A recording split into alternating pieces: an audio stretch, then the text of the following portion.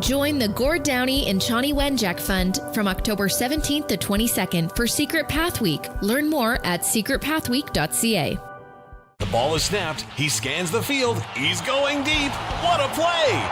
Rider fans, make your own great play by going to riders5050.ca. You can now buy tickets for every game, home or away. And don't wait for the last minute. Get in on the amazing early bird prizes. Everything raised is used to support minor football in Saskatchewan. Support a great cause and just maybe score a big win. Get your tickets today at riders5050.ca and go Riders! Sponsored by ISC. Broadcasting from Century Studios in downtown Regina, Harvard Media presents the all-new Sportscage, where Saskatchewan comes to talk local sports. Brought to you by Access Communications, trusted in rural Saskatchewan for internet, TV, and home security. Be a part of the show. Call 1-866-767-0620 or text 306-936-6262. The all-new Sportscage. Streaming at sportscage.com and on the radio at 620 CKRM.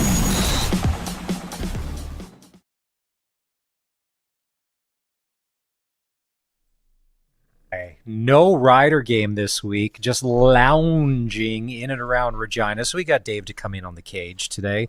Does it feel a little weird? What are we, 20-some weeks into the season and there's no football this week? Are you trying to figure out what to do with yourself and your schedule? That's one way to look at the week that has been. And yeah, it does feel a little bit weird. It almost, I don't want to say that the Canadian Football League is like it's on a pause for a week, because really there is one meaningful game when the Toronto Argonauts take on the Ottawa Red Blacks this week. But of course, everyone here in Riderville is waiting to see what's going to happen next Saturday. That's when Winnipeg, of course, is back on the field with a chance to clinch first place in the West Division. But the Riders have nothing to do except sit, wait, and find out how they're going to approach Calgary. Hey, thanks for being part of the show today. If you're listening on CKRM or you're watching our stream on X or on YouTube, we appreciate the support. Give us a follow and subscribe. Arash Madani is going to be on the show today after 4 o'clock. We want to get his take on Tom Brady becoming partial owner of the Las Vegas Raiders. Glen Suitor is going to join us after 5. And we'll ask him. He probably, like a lot of us, maybe won't have, as much glowing, in-depth insight about that Calgary-Hamilton game that's going to happen tomorrow in the CFL. So we'll ask him about stuff that actually is going to matter. But we're happy to bring somebody back that was with us in the spring all the way through the Stanley Cup final. It's time to go inside the NHL with Eric Francis. Time now for Inside the NHL with Eric Francis on the all-new Sportscage. Inside the NHL is brought to you by Southie Mainline, the Mainline Automotive Group's newest king of trucks. Southie Mainline, just 30 minutes north of Regina. Worth the drive every time. Guaranteed. Welcome back, first of all. Let's see, we're 2 weeks into the season, and the Preds, Avs, Canucks, and Sharks still don't have a win. Edmonton has only one win, but let's start with the crazy Calgary Flames, who you cover. Who had on the bingo card that they start the season 4-0? Well, first of all, thanks for the produced piece. That's all I ever wanted. Just something official, to kind of to recognize that I'm here. I'm thrilled to be back with you boys. I really enjoyed it last spring. And I didn't enjoy talking about the Oilers all that much, but hey, that was the story of the day. I'm thrilled to talk about the Oilers right now. And yes. But we'll start with the Flames. Yeah, nobody saw this coming, and I think that's partially how they got here. These guys really did take it to heart that, I think it's kind of cliche when athletes are like, yeah, everybody counted us out, so it's us against the world. But I really think there's something to it. And when you're playing with house money, the beauty of it is it's free. Anything that you get is a bonus. So I think that it's just playing with a more relaxed attitude. And plus, the other thing is they went into this season just saying, we have one goal in mind. Yeah, obviously make the playoffs, but we want to be the hardest team in the league to play against. And with that in mind, I think they're going to make it tough on a lot of opponents over the year. And they also have quite a lot of depth that can help them, get some goals and play good hockey. The big thing that's going to be the decider on whether or not they even have a chance of making the playoffs is their goaltending. And so far, the two young kids that are kind of running the show here have been really good, and that's why they're 4-0 more than any other reason. Okay, I'll put my hand up because I would like to admit that I was wrong. I didn't think the Flames would be 0-82, but I definitely didn't think they'd be 4-0. When you look at the start of this team, who has gone ahead and created this identity, and has it come from the fact that they don't have that cloud hanging over them with all the free agents that they had last year to deal with? Yeah, that's the last 2 years. The year before, so last year was all the talk about those 6, they were cornerstone players that were all on the verge of free agency, and and they all left. And that was a huge distraction and gutting for the teammates to watch them go one by one by one. And the year before, all the talk was, Johnny Gaudreau's gone and Matthew Tkachuk's gone and who's Huberdeau and how's Huberdeau going to do? I mean, not whose he is, but how's Uyghur going to fare? This year, it's just been quiet. It's been quiet, and so these guys can just focus on proving everybody wrong. And you ask who's kind of chiefly responsible for it. Like Michael Backlund, outside of this market, I doubt anybody thinks much of Michael Backlund, but incredible leader, so well respected in the room, and he's formed this leadership group of 6 guys. They're 6 most senior veterans, guys like Uyghur, Anderson, Huberdeau, and they make up this leadership group, and they have meetings on a daily basis, and their whole goal is to try and shape the culture, the work ethic, and teach these youngsters how to be pros as they break into the league. So they're kind of the leaders, and everybody else is following right now. This is Inside the NHL with Eric Francis from Sportsnet on the Western Pizza Guest Hotline. With a 4-0 start, $18 million in cap space, Craig Conroy, is he the new Billy Beane? What if this turns out to be the NHL version of Moneyball this year, Eric? You're a writer. Are you writing the script? Are you optioning it? And who plays Conroy in the movie? Oh my God! I got to ask Conroy who he'd like to play. Everybody always says Pitt, right? Everyone wants to be Pitt. Yeah, I know. I hadn't really thought about it. It's got to be someone who talks a lot and never stops. So I'll think about that. It would be a hell of a movie if this team made the playoffs. Listen, it's 4 games in, and I know. Hey, it bodes well that they start. People in Calgary are already trotting out stats. I think historically in the National Hockey League, teams that start out 4-0. Like you guys know, there's a stat for everything. Historically, any team that started 4-0, and there's something like 85 teams that have done it, I think 81% of them go on to make the playoffs. The last time the Flames, however, they've only gone 4-0 twice, and twice before this, and the last time they did was 15 years ago, and they missed the playoffs miserably, even though they went like 12-4-1. So things can slip and change. I do think the outlook on them has changed given just how well they've played and how resilient. 2 of their wins are massive come from behind wins.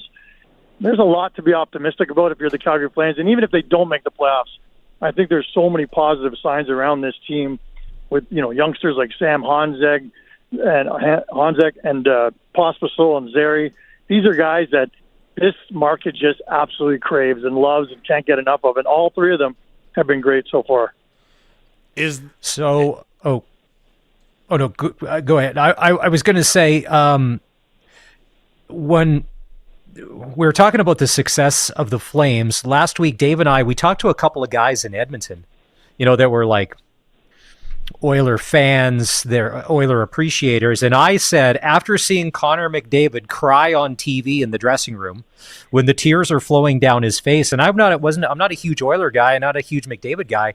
I kind of like him even more because he's not a robot. I'm kind of buying into the Oiler hype, Eric. So how do they only have 1 win? It was guaranteed they're automatically going back to the Stanley Cup final in the middle of July. I mean, there's no ifs, ands, or buts. Like, what could possibly be going wrong in Edmonton? So I think, first of all, I saw this with the Stamps for so many years where they were the best team in football. I feel like I'm poking the bear here right now, but back in the day when I covered them 20 years ago, the Doug Flutie, Jeff Garcia era, it seemed like they were always the best team in the league, and then they get to the final and choke every time, or most of the times. And then the next year, it it's just so hard because all you want to do is get back to that final game. All the rest seems like a waste of time and kind of a pain. I feel like that's the same way with the Oilers. Look, all these guys want to do is get back to that final and get over that hump. I still think they're going to be there, and I still think that that's part of the problem right now. But listen, I was up in Edmonton Game 3, and they're 0-2 at the time, and, like, guys are moping around. Like, even the media, they're moping around. I'm like, guys, last year you went a month and a half hardly winning hockey games, and you still made it to the final. I know you don't want to make a habit of this, but relax. Like, it's going to be fine. Now, there is a theory that the team has lost a ton of speed, and I agree with that. Look, they had a Jeff Skinner, who's one of the fastest guys in the league, but he's getting up there in age. But you lose Holloway, you lose Fogle. These are some of the speediest guys they've had in their lineup. And Ryan McLeod, another speedy guy. It's not the quickest team in the league anymore, but it's still one of the most skilled and deeper teams in the league too. So I think the Oilers are going to be fine. As a matter of fact, I was thinking today, I got to look up how much better the odds are for them to win the Cup or get to the final, because I'm going to get a piece of that action. Well, okay, speaking of numbers, if my numbers are correct, if you went ahead and added the number of goals that have been disallowed for the Edmonton Oilers this year into their goals for column, they'd be the top offensive team in the National Hockey League. Do you know what's challengeable and what isn't, and what even the standard is in the NHL anymore? No. The one thing I do know about the challenge and the standard is if your name's Corey Perry, you're probably not going to get the benefit of the doubt. That's the one thing. That's the one thing we learned. And you know what? Good on the league. That's well earned. That's well deserved. You know what? That goal against Calgary, and it really should have put the Oilers up 2-0, and that game was probably over from then. But that's one of them. That might be the wackiest call I've seen in terms of goaltender interference. Like, I asked Dan Vladar after the game about it, and he shrugged and he goes, "Eric, I thought it was a good goal." When the goalie, who was allegedly interfered with, thinks it was a good goal, damn it, it's a good goal. But, you know, it's Corey Perry standing in front of him. I give the video guy in Calgary a million, all the credit in the world for seeing whatever he saw and thinking that would actually be a challenge that could be won. Because if he's wrong, they're down 2-0 and they're facing the best power play maybe in the history of the game. That game is definitely over. But he was right, and I really do think it has so much to do with Corey Perry. Like, Vladar said that his blocker did kind of get stuck in Perry's jersey for a split second. But again, when he didn't even really feel it, I'm like, come on. I don't like the call. Yeah, it benefited Calgary and it made for a hell of a story. But come on, I mean, it's still hockey. It's still a contact sport. But the rule, guys, basically is if you're going to go in the paint, and you're allowed to go in the goalie crease, but just be ready, because if anything goes sideways, the goal's not going to count. So you can still go in the paint. It's not like the Brett Hull, that year when they made it, you couldn't even go in the blue. Now you can, but if your name's Corey Perry, you can't. See, that was my question, though. Hasn't the NHL regressed? Like, we want to get goal scoring here. Why are we going ticky-tacky on this stuff? Agreed. I agree. I don't get it. I don't get it. But, again, I got to call the league and talk to them a little bit about it. Sometimes then they go into the season, they read the riot act, or they take every year when they go into the year, the league or their officials talk to every team about, hey, guys, this year we're going to crack down on high sticks. We really think there's a little bit too much high sticking or whatever. Every year there's a different one. I'm wondering if that's one of them this year. I got to check into it. I'll have an answer for you guys next week when we talk again. All right, you've always said, this is Inside the NHL with Eric Francis from Sportsnet. It's brought to you by Saudi Mainline Chrysler, worth the drive, every time guaranteed. You've always liked the Dallas Stars. Great mix of youth, veterans. They're off to a good start, but also in that Western Conference, a couple of teams surprising. The Avs and the Predators, no wins yet, and the Predators loaded up, not only with Jonathan Marchessault, but also with Steven Stamkos. What's going on in Nashville? Because that doesn't seem like a very, I know it's early, but that just doesn't seem like a very Barry Trotz-like team to not have won a game yet. Yeah. Again, I don't worry about them either. I think there is a adjustment period when you've got, Stamkos wasn't just going to come in right away and start scoring right. I guess he could have, but it is a bit of an older team when you look at the core of that team being, Ryan O'Reilly and Steven Stamkos. And I don't know if that has anything to do with it. I'm not worried about it. It's early, like I said, and everybody knows that they're full of talent. Got a great goalie. I still think that they're a defense factory. They develop defensemen better than anyone in the league. They still have a great blue line. So, again, I don't worry about it. A 3 or 4 game is not much of a sample size, but it gives us something to talk about. But I'm not worried about Nashville. But you want to go back to Dallas. Great start. Ottinger's on fire. He's my pick to win the Vezina this year. And the reason why I love Dallas so much is because they've got this incredible young depth. They lost Joe Pavelski in the offseason, and they easily replaced him, in terms of minutes and role with Wyatt Johnson, who's one of my favorite up-and-coming players in the league. But also Logan Stankoven's had an incredible start to the season so far. And Maverick Bourque hasn't even gotten started yet. And he led the American Hockey League last year in points. So, they do have a great core. We know that with guys like Sagan and Robertson and Hintz and guys like that. But the young guys coming up are really pushing those old guys. And I just think they got that perfect blend of youth and veterans. Being in the West as we all are, I'd like to – we don't follow the East perhaps maybe as closely as we can, would or should. But last night, Sidney Crosby gets to 1,600 points. You get 600 goals from Malkin in the same – Is Malkin undervalued by some of us that don't get a chance to see him regularly? Oh, my God, yeah. For sure. So he gets 500 goals last night. That's the second Russian ever to do it. And, hey, there's politics involved with praising Russians and all that right now, given what's going on in the world. But to your point, last night I just saw the ticker, Crosby reaches 1,600 points. And I'm like, no mention? On the ticker, they didn't add, and Malkin gets 500 goals. To me, 500 goals is just as worthy as 1,600 points. They're both incredible. Don't get me wrong. But, again, he's always been overshadowed by Crosby. And what's amazing to me is I think a lot of people think over the years that Malkin and Crosby play together. And, sure, on the power play they do.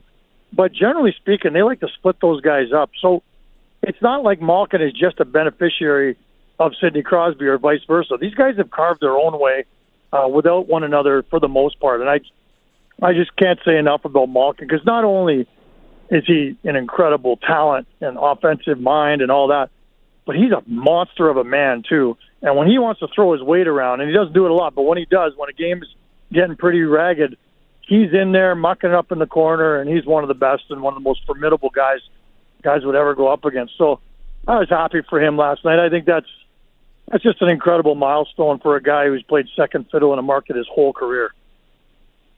All right, so the Philadelphia Flyers are doing their West Coast swing to start off the season. Speaking of Russians, Matvei Michkov, what initial thoughts? He got drafted, played in the K last year. Now he made his way over. He scored a beautiful goal the other night. Is he the real deal so far in your mind? Yeah. I mean, he's exciting, right? Of all the rookies in the league this year, he's right up there amongst the ones that you really kind of want to see. And when they were in Calgary on Saturday night, I was really excited to see him. But I didn't. Invisible the whole night. I think at first that he's going to be mostly a power play specialist. I mean, that's where he's going to get most of his touches and be the most effective. But in terms of assimilating into the NHL, I think it's going to take some time. The 2 goals he got against Edmonton the other night, I noticed, were both on the power play, to my point. But again, it's early. I'm not trying to be critical. All I'm saying is I was excited to see him. He's not quite ready to be that guy who can dominate a game. Listen, 2 nights later, we had Connor Bedard come in here against the Calgary Flames. He had 7 shots on goal, and he was just an absolute beauty to watch. Not quite the same. I don't want to compare Michkov to Bedard, but, you come to see a guy, you're hoping to see something. I didn't see anything from Michkov, but when I watched that Oilers game, parts of that one, I thought, okay, there it is. We're going to start to see more and more of that as he kind of gets more comfortable in the league. Well, that was the question Eric, I wanted to ask you a little bit about was Connor Bedard, because I went to Coffee Row here, and it was pretty cool because there were a number of guys, there was 4 of them, as a matter of fact, that I had the opportunity to meet this week that were heading out west to go see Connor Bedard because they wanted to see his stops in Calgary and Edmonton. Is he better than last year, come as advertised? What was your takeaway from him? Oh, he was fantastic, and I had watched him a couple nights earlier. Where was he? In Vancouver. He got 3 or 4 points. I mean, there really is a feeling when I watch him that he's still doing it alone. And I had a real interesting talk with the captain, Foligno, while they were in town the other day, and he was saying, I think one of the things that Bedard's got to learn, or is learning, is he doesn't have to do it all himself. The Chicago Blackhawks this year went from being one of the youngest teams in the league to, over the course of the summer, are now, I think, the second oldest team in the National Hockey League. It's amazing because they just went out and got a ton of veterans to surround Bedard with. And Taylor Hall's kind of the guy who they want to kind of help shape Bedard, a former Hart Trophy winner, first overall. He can help them in so many different ways, including on the ice. And, Bedard's getting more and more of a support staff around him, and he's moving the puck a ton. And I think that that's going to help him this year obviously going to get more points than he did last year because he was injured last year for a good chunk. But I saw an even better Connor Bedard when he was in Calgary. So 7 shots on goal tells you he was around it all night long. And he didn't get any points or any goals that night, but he sure looked good doing everything that he was doing.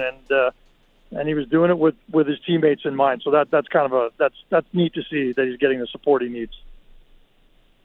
It's Inside the NHL with Eric Francis here on the all-new Sportscage. Eric, one of the things I've always liked about you is you were one of the few in the media that wasn't afraid of Daryl Sutter in an interview or a post-game scrum. Now, Daryl's gone, and there's not many guys left that are kind of have a coach aura. Paul Maurice kind of has it in a fun way.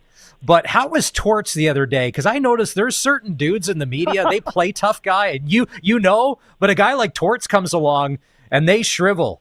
How's Torts these days? Is he taking it easy on you guys? Is he still dishing it as good as he always has?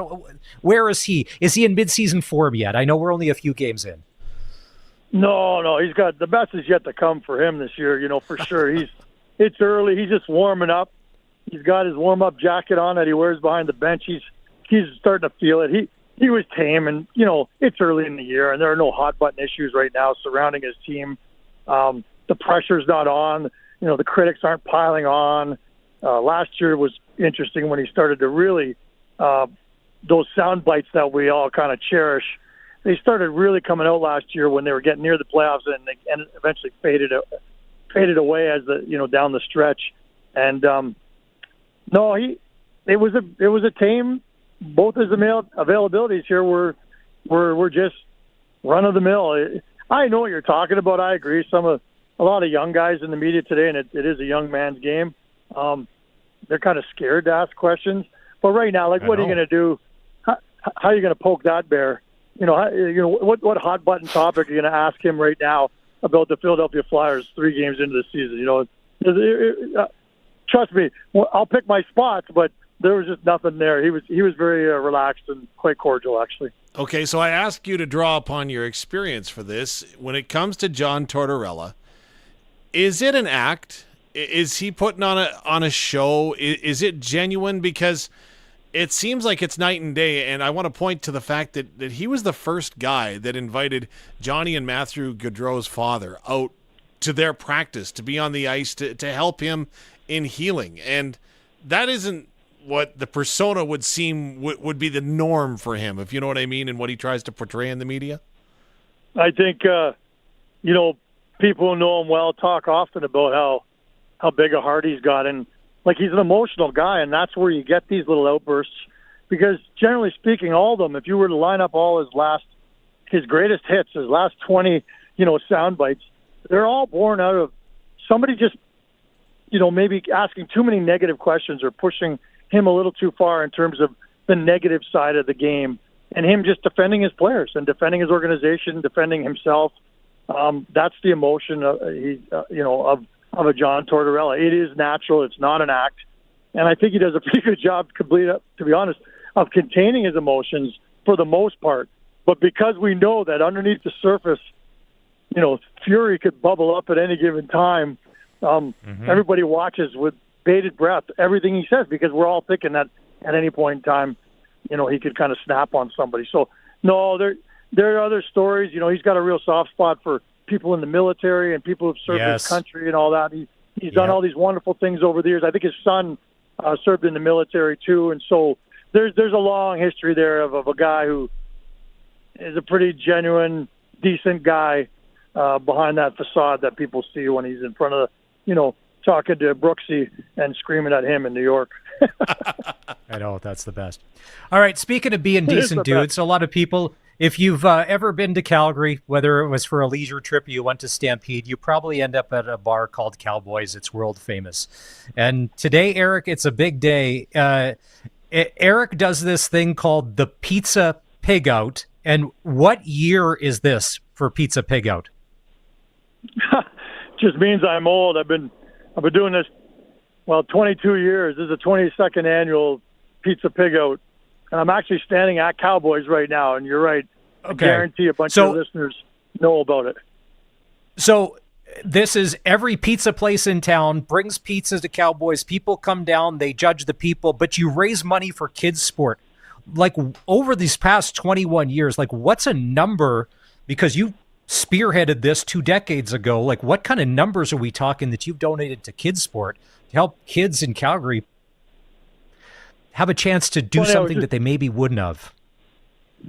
Yeah, and I'm fiercely proud of Kids Sport Calgary, and there's chapters all over our country. And, Jumpstart is another one. It's like it just gives kids who otherwise wouldn't get a chance to play sports and be active and learn all the wonderful lessons that sports teaches us all, especially in our youth, and how to win, how to lose, how to make friends, how to deal with adversity, physical fitness. Like, I could go on and on. I don't need to tell you guys. I mean, we're all sports nuts, and we all understand the virtues of sport. And it crushes me that a city, especially as wealthy as Calgary, has lots of kids who have barriers in the way. So, yeah, that's why I've been doing this for all these years for kids sport. And yeah, we've raised about I think we're going to go over $1.3 million this year. Wow. At a silly little pizza party, in a couple hours here, kind of a who's who of the Calgary sports scene is going to show up here. There are going to be 500 pizzas. There's going to be 700 people in the bar. And everyone just kind of meanders around the troughs trying the pizza and buying raffle tickets. And we got silent auction and live auction. And you know what? I just want to throw out there, like, anyone who wants to help support kids sport can do it even from Saskatchewan. If you go to ericfrancispizzapigout.com, I really think it's one of the best silent auctions in the game. And if you go to that website, just sign in there, you can see that we got, all kinds of Leafs, Flames, Blue Jays jerseys signed by all your favorite players, and all sorts of different sports things. So anyway, I appreciate you asking me about it. I'm very passionate about it. I could talk about it for hours, but at the end of the day, gluttony for charity, I say. Gluttony for charity.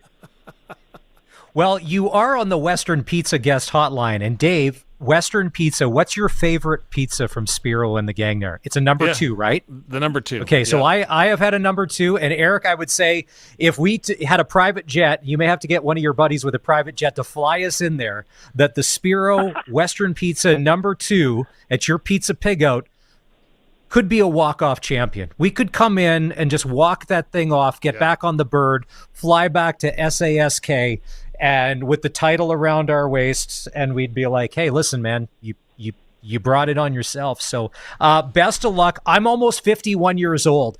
I don't know anybody that's eating dairy and gluten anymore. I would watch from afar and be jealous of everybody eating pizza.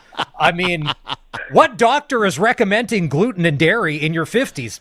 Not anyone I'm going to.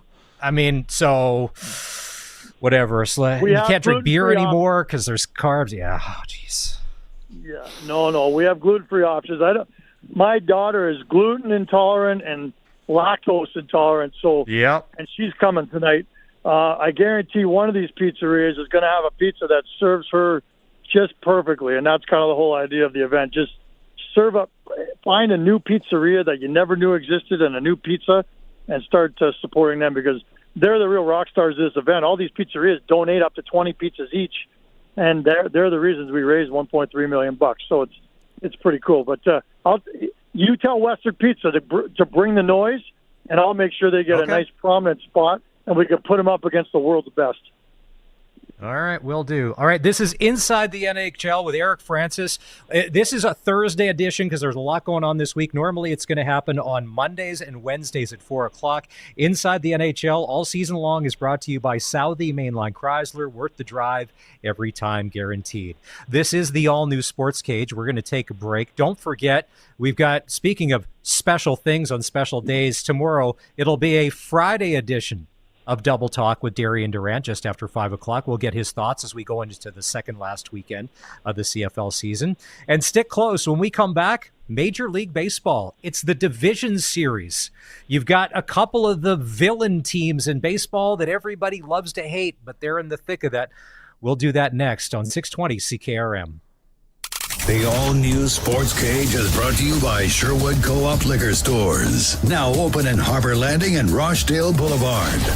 Sunday mornings, we're giving you control. It's the 620 CKRM Request and Dedication Show with Ray Allen. Sunday mornings from 10 till noon, 2 hours set aside for you to pick what we play. From the latest to the greatest, it's all in your hands. It's all brought to you by Matt's Furniture. Online at mattsfurniture.ca. True Fit Denture Clinic. No one should know you wear dentures, not even you. The Sunday morning Request and Dedication Show on the voice of Saskatchewan. 620 CKRM. What type of vehicle should you use for a fall hayride? I bet you're going to be punny. An automobile? Ugh. Whatever type of vehicle you drive, fuel up at Sherwood Co-op gas bars. As a member, fueling up means Sharing in the equity. buy a car wash or some snacks from the C-store. It's like putting money in the bank. You better believe it. Sherwood Co-op gas bars. We are members. We are owners. We are Sherwood Co-op. Sask Lotteries has 50 years of winning behind us. And you know what that means? Lots of winning numbers. Numbers like over 1,200 organizations funded and 12,000 plus groups supported. $6 million given away annually in community grants.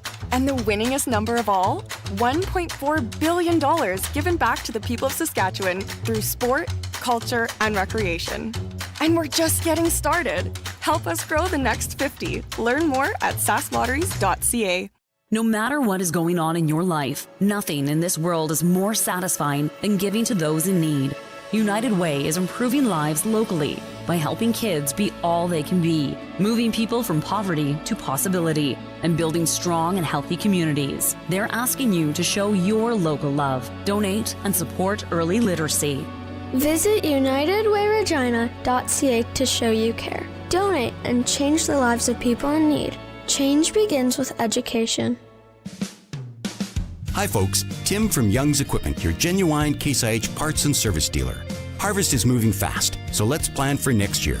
There has never been a more critical time to have your equipment ready. Book winter inspections on Case IH combines, tractors, and sprayers. Take advantage of our reduced inspection pricing, 10% off all genuine Case IH parts installed with the inspection. Special trucking rates and Young's loyalty program. Slots are filling fast. Contact Young's Equipment to avoid disappointment. Check youngs.ca today. Conditions apply. There's no work too hard and no terrain too tough for Tracker Off-Road. Whether you work, play, or hunt, Tracker ATVs and side-by-sides get you where you need to go and provide the best value in the industry. Visit basspro.ca/off-road to find a dealer near you. The all-new Sports Cage is live streaming from our Century Studios in downtown Regina. Watch now at sportscage.com. Be part of the show by texting 306-936-6262. 620 CKRM. Look what he's done with runners in scoring position back to early September. 16 out of his last 19. Typo numbers. There's a towering drive down the line. Ohtani's broken through. It is gone. A majestic home run into the second deck. 7-0 LA. Guys on base, good things happen for Shohei Ohtani. That thing went a long way. That went a long way, and that ball was close to hooking foul. I think it's so high. See how high that is and where that ends up? Dodger fans have been waiting for him to do that. It was an 8-0 blowout yesterday. The Dodgers take a 2-1 series lead over the New York Mets. Wow. It's so funny, Dave. These games, they're either like one-run nail-biters are just, it's a blowout either way. I don't get it. Like, is the starting pitching from day in to day out that drastic on each team that nobody can, get any run support depending on who's on the mound? I think so. I think it has a lot to do with the pitching, but you look at that game, and Shohei Ohtani, this is how little the observers know. So Dave Roberts is the manager of the Los Angeles Dodgers, and he was being grilled about moving Shohei Ohtani down in the order because Ohtani was in the midst of a struggle. His struggle didn't mean that he wasn't hitting. He just wasn't hitting when there wasn't anybody on base. So they thought, I'll move him down in the order so that he can get on base and take some of the pressure off. I'm like, but the guy is hitting with runners on. That's what you want. And he did it again last night. So I'm like, you nail it 400 plus feet, you're doing something right. But yes, it is night and day, hot and cold, it seems, with these series this year. And that maybe is a byproduct of the pitching. Maybe it's hitters' adjustments. Again, you can put your finger on anything at this time of year. Well, so we were talking about this on the show last week. A lot of people, because just they try and buy their way into it. The Yankees and the Dodgers are the two villains of Major League Baseball. Maybe you cheer for another team, but you probably also hate the Dodgers and the Yankees just because how they go about doing it. But you know what? Like last night, they backed it up. That was a beating. And the Mets, they are like a true, if you're going to write a movie script, they're a feel-good story. In June, they were, how many games were they out or below 500 and out of a playoff picture? Was it 11 or 12 games? Yeah, they were terrible. They came to Toronto in the spring, and they were brutal. Like, the Jays made them look bad, and we all know how that ended. Yeah. And then so the New York Yankees, Cleveland Guardians, it's game 3. First pitch got underway just after 3:00. No score. What are we in the second inning there? The Yankees just scored. Nice. They were able to cash in. There was one out with 2 on second and third, and they get a single. So now 1 out, runners on first and third, top of the second. Yankees leading Cleveland 1-0 in Cleveland. And the series is 2-0 for the Yankees. But here's the thing with both of those franchises, because they've had so much success in the years before, they spend so much money in the expectations. It's either win the World Series or everything is a failure. Like, talk about the pressure. Like last week, what was it? It was the 9-year anniversary of the Jose Bautista bat flip. And I'm like, yeah, you're proud to be a Blue Jay fan, to be like, that's almost a decade ago. That's how starved we are. But with those two franchises, and I'm trying to think, like, who else kind of has that kind of pressure? Yankees and Dodgers. It's a World Series or bust, or the season was a dud. Does anybody else have that kind of pressure in sports?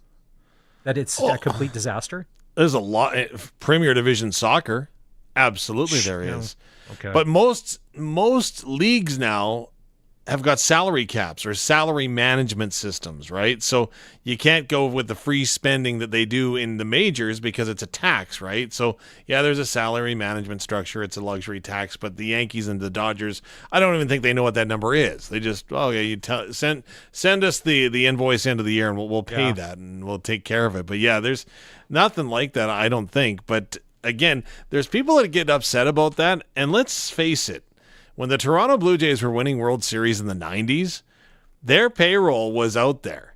Like look at the lineup that they had, and like to bring in guys like Dave Winfield and Paul Molitor and the pitching staffs that they had to keep them together, right? Like, they paid a lot of money. Now, they made a lot of money, but they paid a lot of money. And there are some folks that if you talk to them in the United States that believe the Toronto Blue Jays are the bad guys when it comes to throwing money all over the place to win world championships.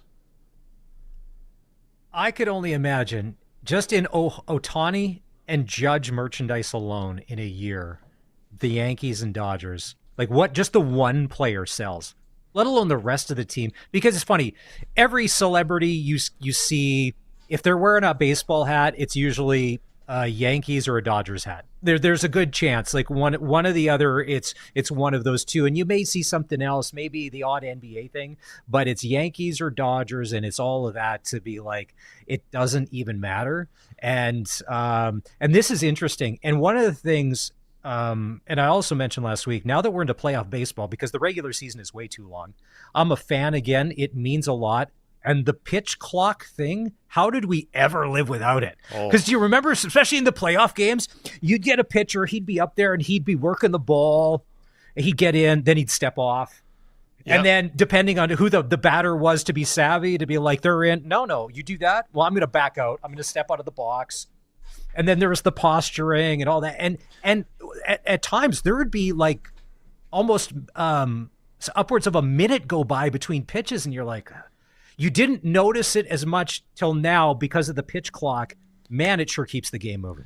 Now, I read a stat, and you know what, people are going to call me on this because I'm not 100% sure if it's 42 or 44, but there was a number that was out there that postseason games on average were 42 or 44 minutes longer than that of a regular season game pre-pitch clock. And so, of course, Major League Baseball wanted to go ahead and get their number down within 3 hours for a regular season game, but they also needed to do something for the post game because keeping somebody engaged for 4 hours is tough at the best of times. And you're right, the pitch clock has done that, but yet like the difference pre-pitch clock of a regular season game to a postseason game, almost an hour. That's insane.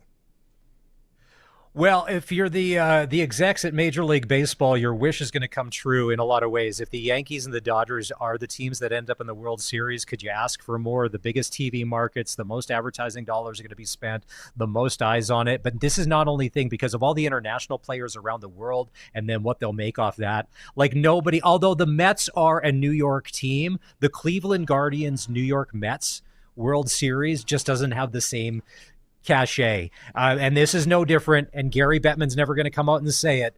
They would never, ever want to have the Columbus Blue Jackets and the Winnipeg Jets, and it may not even happen because of alignment in the Stanley Cup final because it's just not good for business.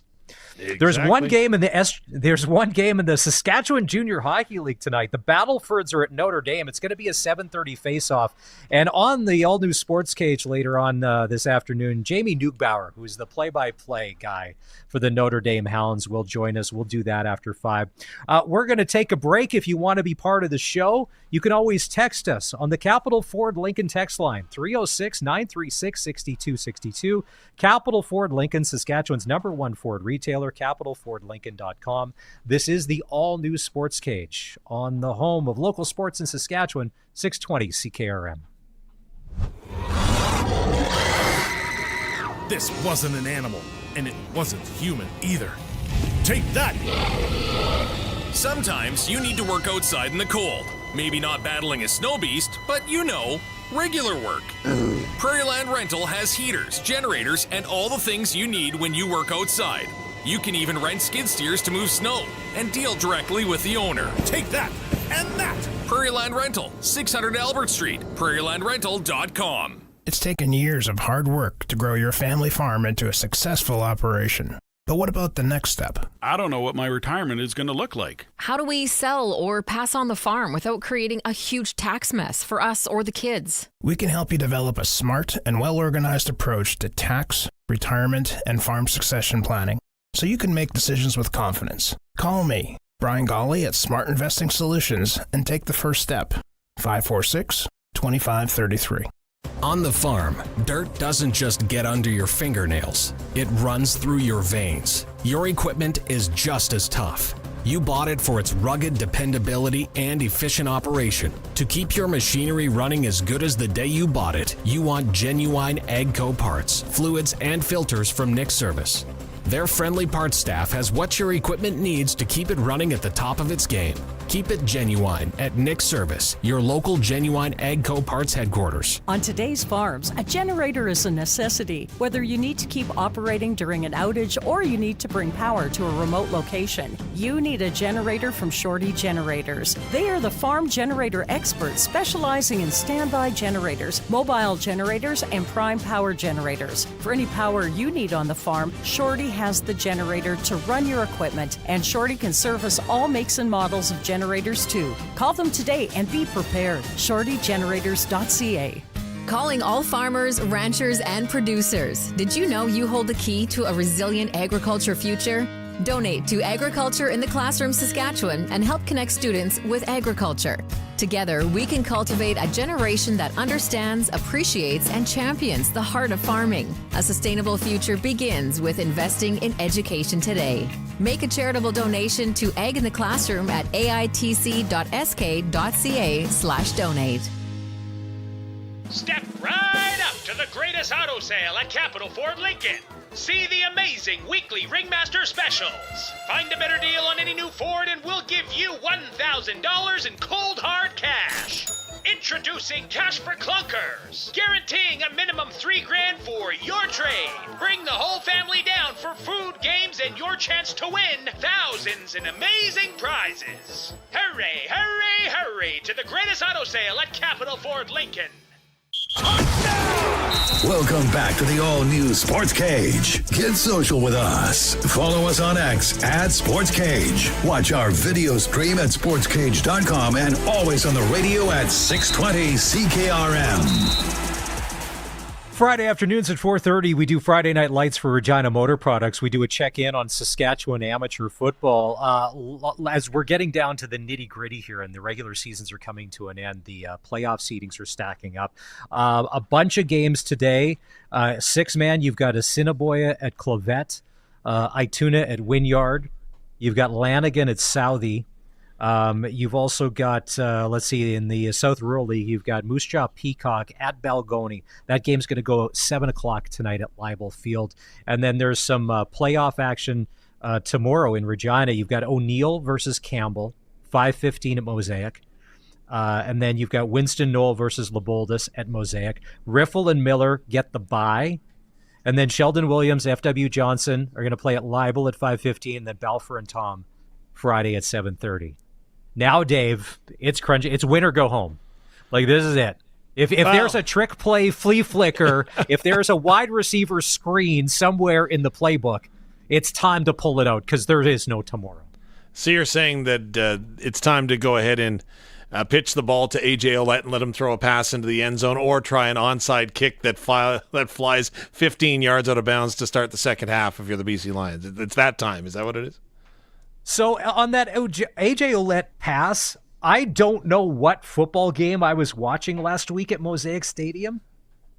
I completely missed that. And I was watching the game. I was like, what just happened? I'm looking around and then, I saw the replay and I'm like, I gotta focus here. Cause I was like, cause at first I thought I was seeing things cause I looked and I'm like, God, Trevor Harris looked awkward on that pass. And then I'm Trevor Harris is rolling over right now. What? That wasn't Trevor Harris.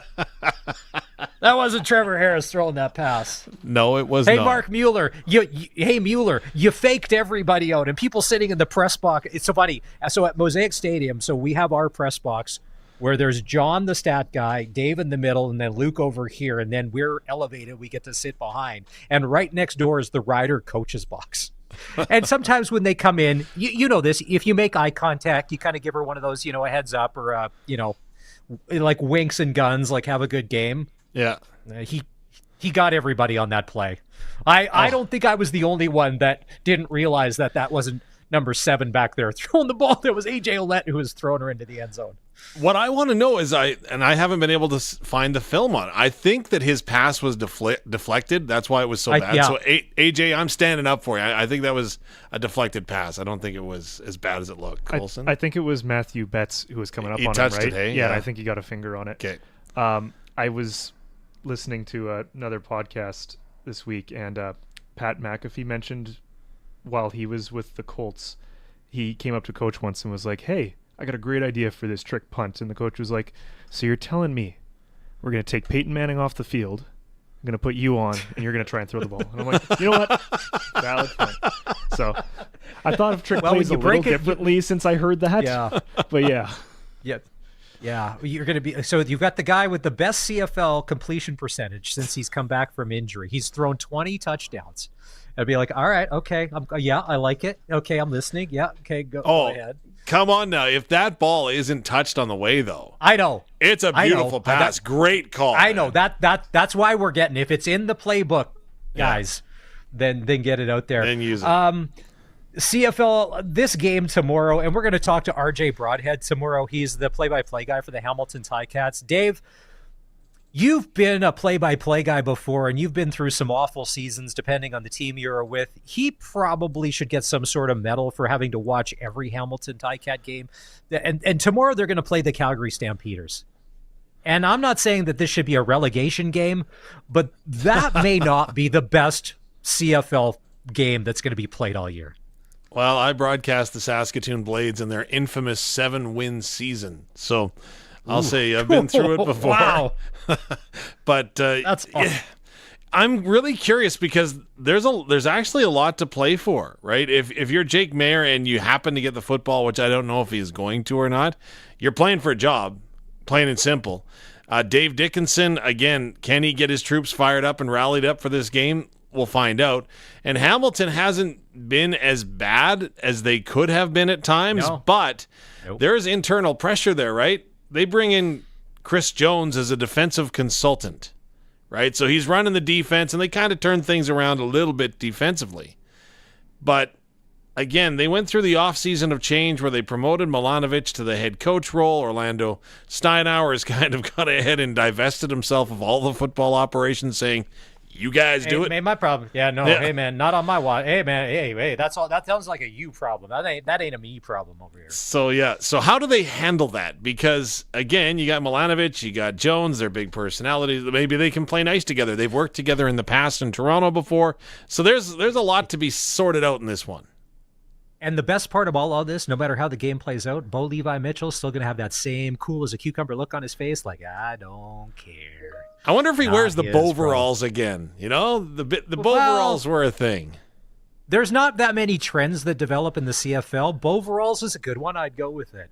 Ottawa's a Toronto. To me, Ottawa, they're like a cheap card table. They folded a long time ago. Toronto wins that game. They're going to get a home playoff game. And then the Lions at Montreal. And with Vernon Adams Jr., I don't know why they didn't start him last week. If you're a VA, you've been a good soldier all year. They're going to be in Montreal. We don't know if Fajardo's going to play.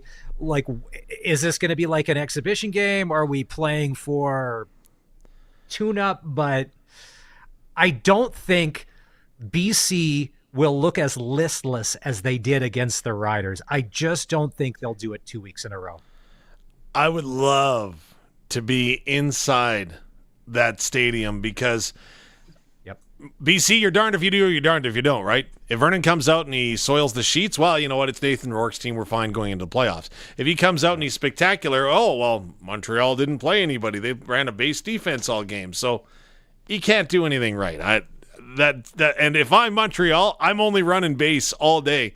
I'm like, go ahead. You guys do you. We got this figured out. We'll play in a couple of weeks in the East Final. One of the big headlines yesterday, Tom Brady became a minority owner of the LA Raiders. And our guy, Arash Madani, we're going to go coast to coast in just a couple of minutes after 4 o'clock and get his thoughts on the GOAT becoming an owner and how this affects his NFL Fox job. Stick close. It's the all-new Sportscage on 620 CKRM. Authorized by the financial agents for all Sask NDP candidates. We hit the streets to talk with people about Scott Moe and the Sask Party. Here's what they had to say. Quite frankly, I can't take him seriously. In order to be a premier, in my mind, you have to show leadership, and that's just something that he hasn't proven. 4 months to see a family doctor. Yeah, 4 months to see my family doctor. I personally know a lot of people who are on really long wait lists for family doctors. It's pretty grim. I honestly don't know what he stands for. It's time for a change. We need to move on from Scott Moe. Bulk oil, we got it. CNH and Fleet Guard filters, we got them. We got lots of everything, and we got it all on sale. For the best price you'll find here, there, or anywhere. E. Barassa & Sons. Every location has bulk oil and filters with unbeatable savings. Today you'll save 20% off or more on CNH and Fleet Guard filters, and $1.20 off per liter on all bulk oil. Are these big-time savings on CNH bulk oil and filters? You bet your sweet Barassa they are. Sale ends October 31st. ebarassa.com. Winter brings tougher driving weather, and that means it's time to winter up those tires on your vehicle. Regina Motor Products has got an offer that will make your ride safer and your wallet happier. Before you hit the snowy open road, get your tires swapped for winter with rebates as high as $120 off a full set of winter tires. You don't want to wait. Book now and be ready for all that cold stuff. Visit rmpchevrolet.com. No dugout in the pasture? You could move the cows or just put the water where the cows are. With a Keln Solar Livestock Watering System, you can put your pump pretty much anywhere without the cost of hooking up to the grid. If your cows are over here, put your Keln Solar Livestock Watering System over here. If they're over there, put it over there. If the cows are on the roof, you have weird cows. Learn more about the Keln Solar Livestock Watering System at kelnsolar.com. Keln Solar, we move water. Dear, it's time to replace your tires. Your performance tires. What? I don't need performance tires. That's some macho thing. Well, actually, you have them now. I do? Yeah, that's what makes your car feel so safe. Safe? Well, I do like the way my car drives. Right? You want them to turn and stop when needed, and Toyo produces performance tires that improve your vehicle's ride. Toyo tires, huh? Let's do it. Toyo tires, available at all 9 Quality Tire locations in Saskatchewan. QualityTire.ca. It's 4 o'clock. Good afternoon. It's mostly cloudy and it's 10 degrees in Regina. I'm Corey Atkinson from the Harvard Media News Center with 620 CKRM News for Sherwood Co-op. Proud supporter of our community with over 500 donations to local charities and nonprofits annually, and by Mercedes-Benz Regina. For those who can, Mercedes-Benz-Regina.ca. 2 former Saskatchewan Party government members say they're voting for the NDP's Carla Beck in the provincial election on October 28th. They include former Speaker Mark Docherty, who retired from Premier Scott Moe's government last year, and retired Saskatchewan Party member Glen Hart. Beck says she's thankful for their endorsements. After 17 years, that it's time for change in Saskatchewan, because they know, as we know, this isn't about Team Orange versus Team Green. This is about Team Saskatchewan. We all love this province. Ian Hanna, a speechwriter and senior political advisor to former Saskatchewan Party Premier Brad Wall, has also endorsed Beck. For the latest coverage of Sask Votes 2024, including profiles of all the party leaders, go to 620ckrm.com or sasktoday.ca. With limited rainfall last week, Saskatchewan farmers made significant progress in harvest, which now sits at 99% complete. Most regions have finished, and the remaining crops, such as oats, canola, flax, and soybeans, are expected to be off the field soon. Some areas, including Wapella and North Battleford, received up to 10 millimeters of rain, while topsoil moisture levels continue to drop. Producers are now focusing on field work, such as spraying weeds and preparing livestock for winter. Farmers and drivers are reminded to prioritize safety as large machinery continues to move on public roads. The Justice Department in the United States has announced criminal charges against an Indian government employee in connection with a foiled plot to kill a U.S. citizen in New York City. Yakish Yadhav remains at large but faces murder-for-hire charges in federal court. The murder-for-hire plot was first disclosed by federal prosecutors last year when they announced charges against a man who was recruited by a then unidentified Indian government employee to orchestrate the assassination of a Sikh separatist leader in New York. And with the 6th and final season of the FX series What We Do in the Shadows premiering next week, its stars are reflecting on the time they spent in Toronto filming the show. The mockumentary-style show, based on the 2014 film of the same name, follows 4 vampire roommates in suburban New York. British actor Matt Berry says the show will always be a Canadian experience to him, and he grew fond of Toronto over the years. You kind of get to know the town, but then it's sort of familiar, and and that kind of grew as the years went by. I knew exactly where I could get my records from. I knew exactly where to get, my food. The acclaimed series has garnered several award nominations and 1 Emmy since first airing in 2019, so Barry says it's good to end the show on a high note. That's your 620 CKRM News. Read more stories from around your community and around the province at sasktoday.ca and 620ckrm.com. Your weather is next. The luxury of Mercedes-Benz has never been more within reach with the fall demo event at Mercedes-Benz Regina. Save up to $32,000 on select models like the luxurious EQE 350. Get the premium performance and elegance Mercedes-Benz is known for, but with unmatched value when you choose certified pre-owned.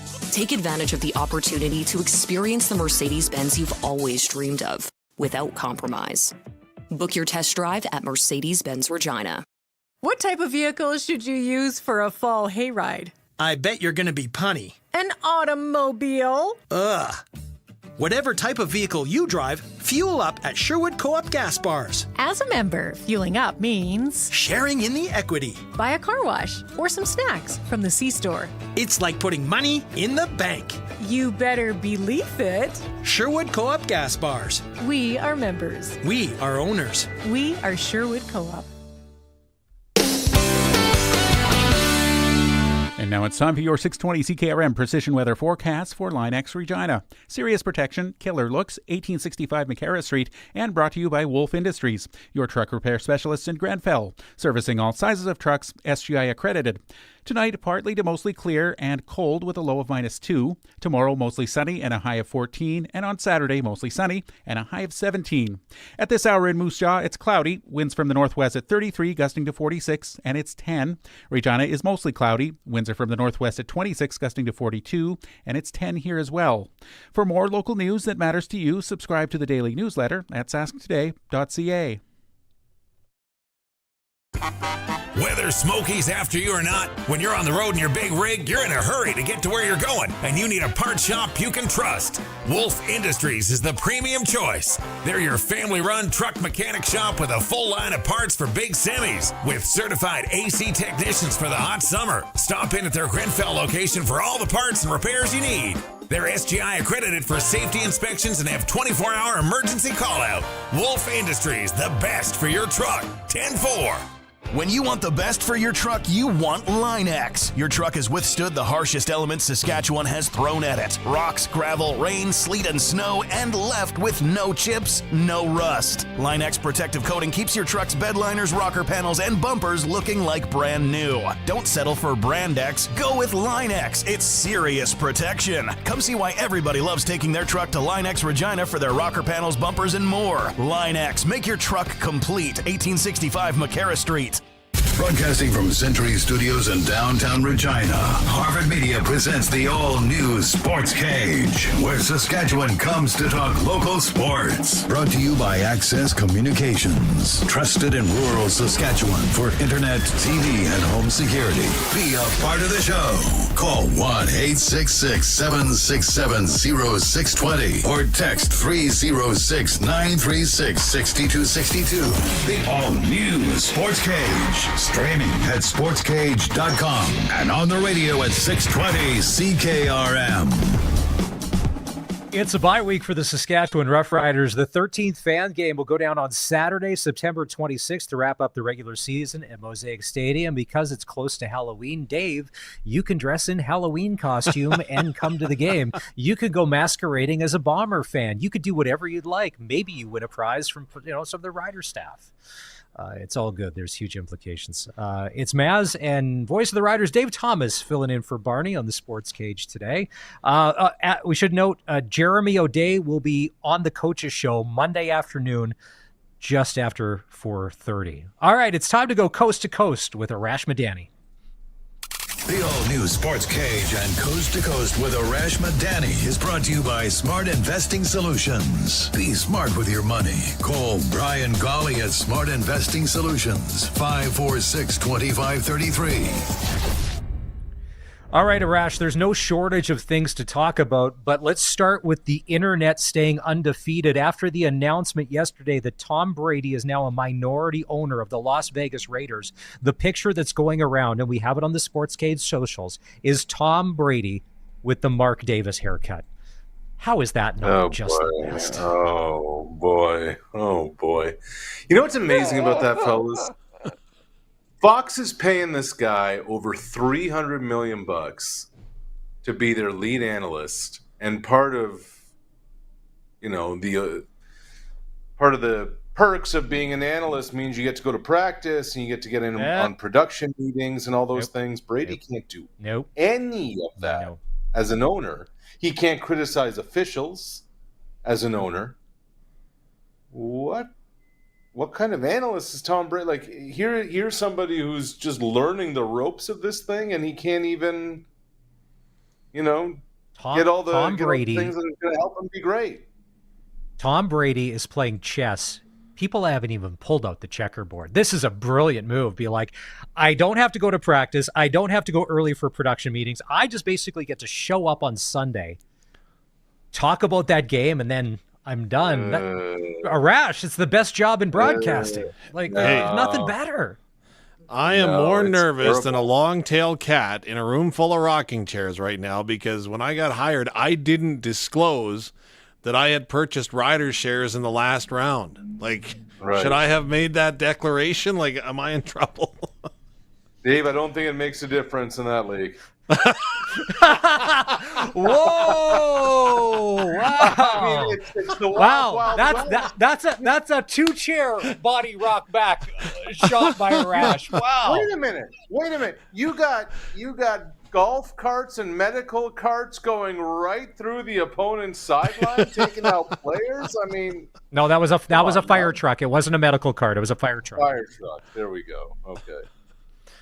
All right, Arash, here. Since we started with the GOAT and the NFL, couple of things. If I'm British, I'm not happy for a lot of reasons, but every year we get tortured with the Con family, but the Jacksonville Jaguars, they're going to wrap up their time in London playing the New England Patriots in what could be one of the worst football games of the year this weekend. Those poor people paying all that money to see some of the worst football anywhere on the planet. Yeah. The thing about Jacksonville, when let me start with New England. When the Pats won week 1 over Cincinnati, my takeaway was, man, New England might go 1-16. And they're kind of on that trajectory right now. But Jacksonville, watching that game last Sunday morning, guys, they look like a team that didn't go to training camp and hadn't practiced yet. I am appalled at just how lost and scattered they are. You know, Trevor Lawrence at quarterback and all that draft capital in their front seven, and they're just a mess. And it almost felt, I don't know how you guys saw it. It almost felt like Caleb Williams was looking around at one point. He's like, is that really all that green grass? He was almost hesitant because it felt like as a rookie, he's like, am I being baited into something that really isn't there? No, Caleb, it's there. They're just dreadful. I don't know what happens next with Jacksonville, but there's more and more talk about the NFL exploring international options of having a franchise somewhere. And if there is a team that moves in the NFL, my prediction is Jacksonville is in the leadoff position to do it. And I'm not sure if it's going to be with the Con family or not, but that franchise just seems hopeless. If the NFL goes international, then what's your prediction? Don't say Toronto. We all know it's not happening in Toronto, but yeah. Is London choice one, or is Mexico? Dave, honestly, I think what they'd like to have, and this is very pie in the sky down the road, is I think they'd like to have a European division. Okay. They've played in Munich, they've played in Frankfurt, they've played all over England at Wembley, now at Tottenham. Next year they're going to play in Madrid. I think the NFL's if they, what are they at, 32 teams, if they ever get to 40 teams of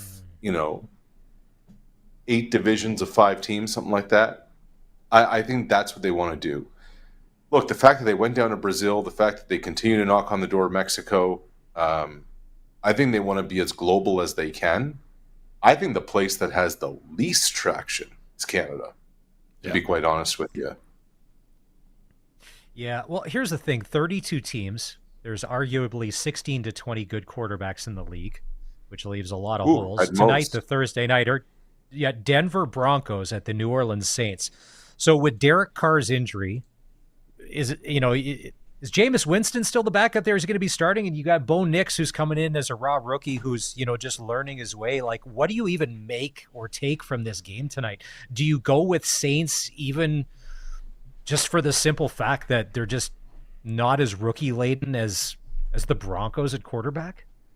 Well, no, they are going rookie. Spencer Rattler, their third-round pick out of South Carolina, he's going to be the starter. Jameis is now in the dumpster fire that is Cleveland. He's Deshaun Watson's backup over there with the Browns. Right. Sorry, Jameis Winston fans. No disrespect. I thought you were still because he was hiding nicely on the roster in New Orleans for a couple of years, making some decent money. He sure was, and playing a little while. But I think when Derek Carr got hurt, any chance the New Orleans Saints had of maybe even a wild card this year went out the window, because I just don't think. And I like Spencer Rattler. I remember watching him on that Netflix show a million years ago about the high school quarterbacks and watching him progress through college. But he had a decent game last week. But then when it came time, Todd Bowles and the Tampa Bay Buccaneers turned up the pressure on him. And when they started blitzing, that's when it seemed like the lights went out for him. And it just looked like he was a kid playing a college game, and there were pros on the other side on defense. You know what's amazing, guys, is how knee-jerk and how quick we try and make sense of things after a week or two. Like, let's go back at the end of week 2, right? We're taking the 10,000-foot view. The next great team in the NFL is the New Orleans Saints. Here they are putting up 40 points in back-to-back games. Derek Carr is just lighting up the NFL. And man, the Baltimore Ravens are in trouble. They are 0-2. They just gave up a 10-point lead at home in the fourth quarter to the Las Vegas Raiders. Lamar Jackson is washed. This team is in trouble. They lost their entire defensive staff. Are the Ravens even going to make the playoffs? Well, now the Saints are a complete dumpster fire. They can't get out of their own way. They just gave up 50 to Baker Mayfield and the Buccaneers, and the Ravens haven't lost since. So here we are through 6 weeks, and we're trying to figure out who's great and who's not. I look at it right now, and I'm saying to myself, I get that Kansas City's 5-0, but Baltimore may actually be the best team in the AFC. And I look at the NFC, and I'm like, yeah, my beloved Vikes are 5-0, but I still think Detroit's the best team, even with the Aiden Hutchinson injury. And then I look at my clock, and I'm like, right, it's October 17th, and none of this matters right now, because all you got to do is be 2 or 3 games above 500 at the end of November, be healthy, and that's when the season really starts. All right, we were talking about the GOAT in Tom Brady, but you've got a bit of a take when it comes to an underrated player that maybe playing right now. Is it a hockey player that you wanted to talk about, Arash? Yeah, there was a major milestone that happened in sports last night, guys, that I think even 10 years ago, definitely a generation or two ago, would have been there would have been a countdown. It would have been a huge story. Evgeny Malkin scored his 500th goal last night.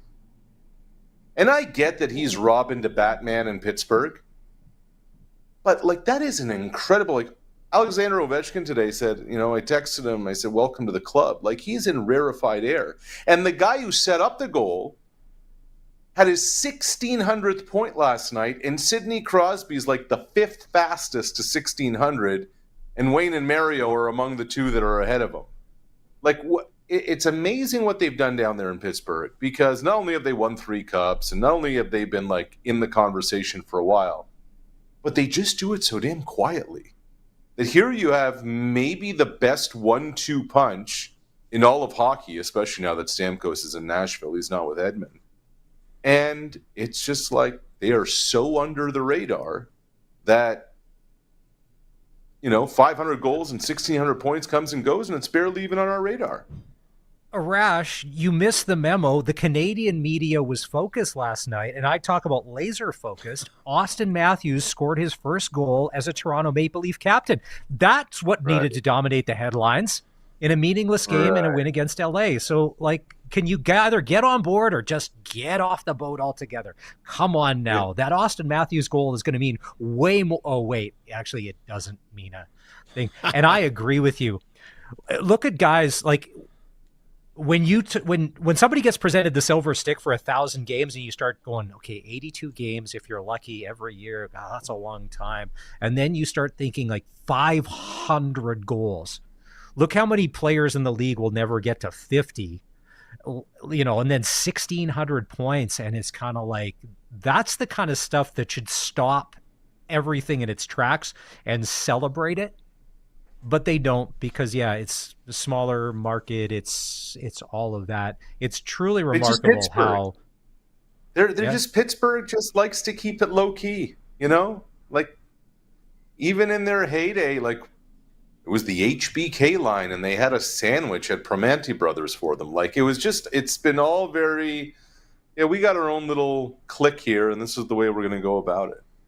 See, and that was going to be my question, because it's hard to fathom that we would overlook him that much. But even when you watch highlight packages from the NHL, very often you don't see what Malkin is doing, but you're sure going to see what Sidney Crosby is doing. And so is it a situation where he simply is in Sid's shadow that much that we don't take notice of what he's doing? Or is there maybe something in the back of our mind saying, you know, if he wasn't playing with Sidney Crosby, even though they don't play together on the same line, would he be putting up the numbers that he does? Yeah, I don't know.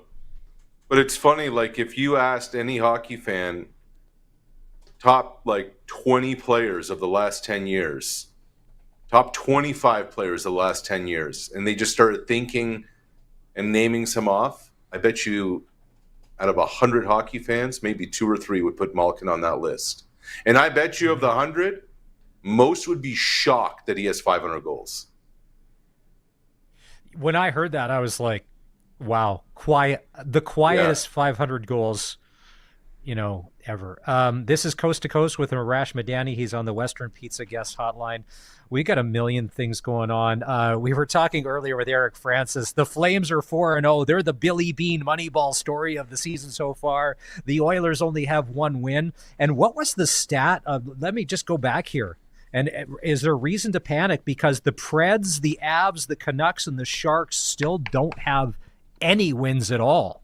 I know we're only 2 weeks into the season, but I would have thought the Predators, not only with Stamkos, but with Jonathan Marchessault, a solid lineup, good goalie, and then you look at the Avs, Nathan McKinnon, Cale Makar, all of that. Is the competition just that good in the Western Conference that they haven't been able to hit stride? And the Avalanches have had no goaltending either, which has been a little bit of a problem for them.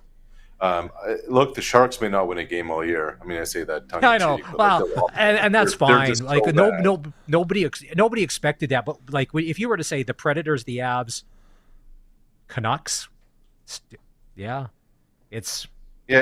kind of it's the sample size thing too. It's the baseball thing I always talk about. It's like, all right, if you start a baseball season like 2-8, everyone's up in arms. But if you go 2-8 in like the middle of July, nobody notices. I think if you go 4 games in middle of January that you haven't won and the NFL playoffs are going on and all the kind of everything just kind of meshes and jumbles into one. I don't know about the other teams. Just because I live around the corner from the Leafs practice facility, the Leafs had almost a month-long training camp. Like, I don't understand why the preseason is so long for these guys. I don't know if every team went that long. I know, like Craig Berube's here. He's the new head coach. Maybe he wanted some extra time. But these dudes don't need that long. They don't need preseason games. So I don't know where every team is at to start the year, but the Colorado one is a little surprising, I think, of all the teams that you mentioned there, Maz. Do you have, in your analytical mind, is the date American Thanksgiving when you find out the true colors of an NHL team, so to speak? You find out what their identity is, who they are, what they might be. Is that kind of the date, that the sample size that you need to get an accurate read on a team? Maybe even a little later, Dave, honestly. Yeah. Maybe even into the middle of December. Like for me, NFL is U.S. Thanksgiving. Yep. Because then at that point you have, about 5 weeks left in your regular season, and you kind of know who's on IR. You kind of know where you're at. I also think it depends on your roster construction for an NHL team. Are you a bunch of vets? Do you have a bunch of kids? All that kind of stuff. So I think that all weighs into the conversation too. And then ultimately goaltending. Like, what do you have there? I think by U.S. Thanksgiving you find out whether or not your goaltender's legit. I'll tell you that much. All right. We're chatting with Arash Madani here. We're going to get CFL, and then we're going to wrap on Major League Baseball and talk villains. CFL, you had said this weeks ago, and it looks like that's a self-fulfilling prophecy. The Ottawa Red Blacks are going to continue to crumble, and I think they're going to lose to the Toronto Argonauts this weekend. And then Toronto's going to get the home playoff game, and then they're going to play Ottawa, and they're going to lose again, speaking of the Red Blacks, and then it'll be Toronto and Montreal in the CFL final. Ottawa, it was a great start, but just an epic collapse down the stretch. Yeah, I mean, you lose your left tackle and your right tackle and your entire linebacking core and a couple of receivers. That's no recipe for anything. Here's what's interesting, guys. The Argos are a 4.5-point favorite this week at home to Ottawa. 2 weeks from now, or whenever it is, when the East semifinal is going to be played in Toronto between the Argos and the Red Blacks, would you be surprised if that line is up to like 7.5 or 8 or even 8.5? Not at all. Same two teams, same stadium, same game. I think that Ottawa's record is the only thing that's kind of keeping that line close. Toronto is the far superior team. Toronto is coming. Like, the Argos, to me, after Hamilton, have been the hottest team of the last month, and Ticats just found themselves too far back to get back into the hunt. Obviously, the Riders are right there in the conversation too. So, yeah, I think Ottawa's in big trouble. Here's the one thing about the Red Blacks, like, if you're looking for any kind of silver lining, their defense starts with their defensive line. So what do you expect from the Argos? You'd expect screen game, play action, run the ball. Those can be areas where passes get deflected, on screens for picks, or running the football. It could be turnovers. But I honestly think that the Argos stomped them on Saturday afternoon. I really do. Arash, I give credit where credit is due, because you came here, and again, you can go to the podcast at sportscage.com, and you can see where you came out and clear as day said the Ottawa Red Blacks are not going to win another game this season before they were here to take on the Riders. And I thought, you are insane.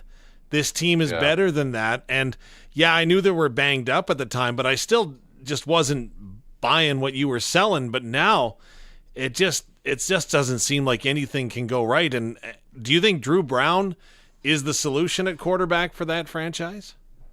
I don't know if he's the solution. I think he's the better option. Okay. I think he's the better option over Masoli. The Dustin Crum thing is, kind of played itself out. Could he be a number 2? Maybe, I guess. They've tried everything with Masoli. They so badly wanted it to work with Jeremiah. It's not. To me, Masoli's going to be a number 2 somewhere next year. Maz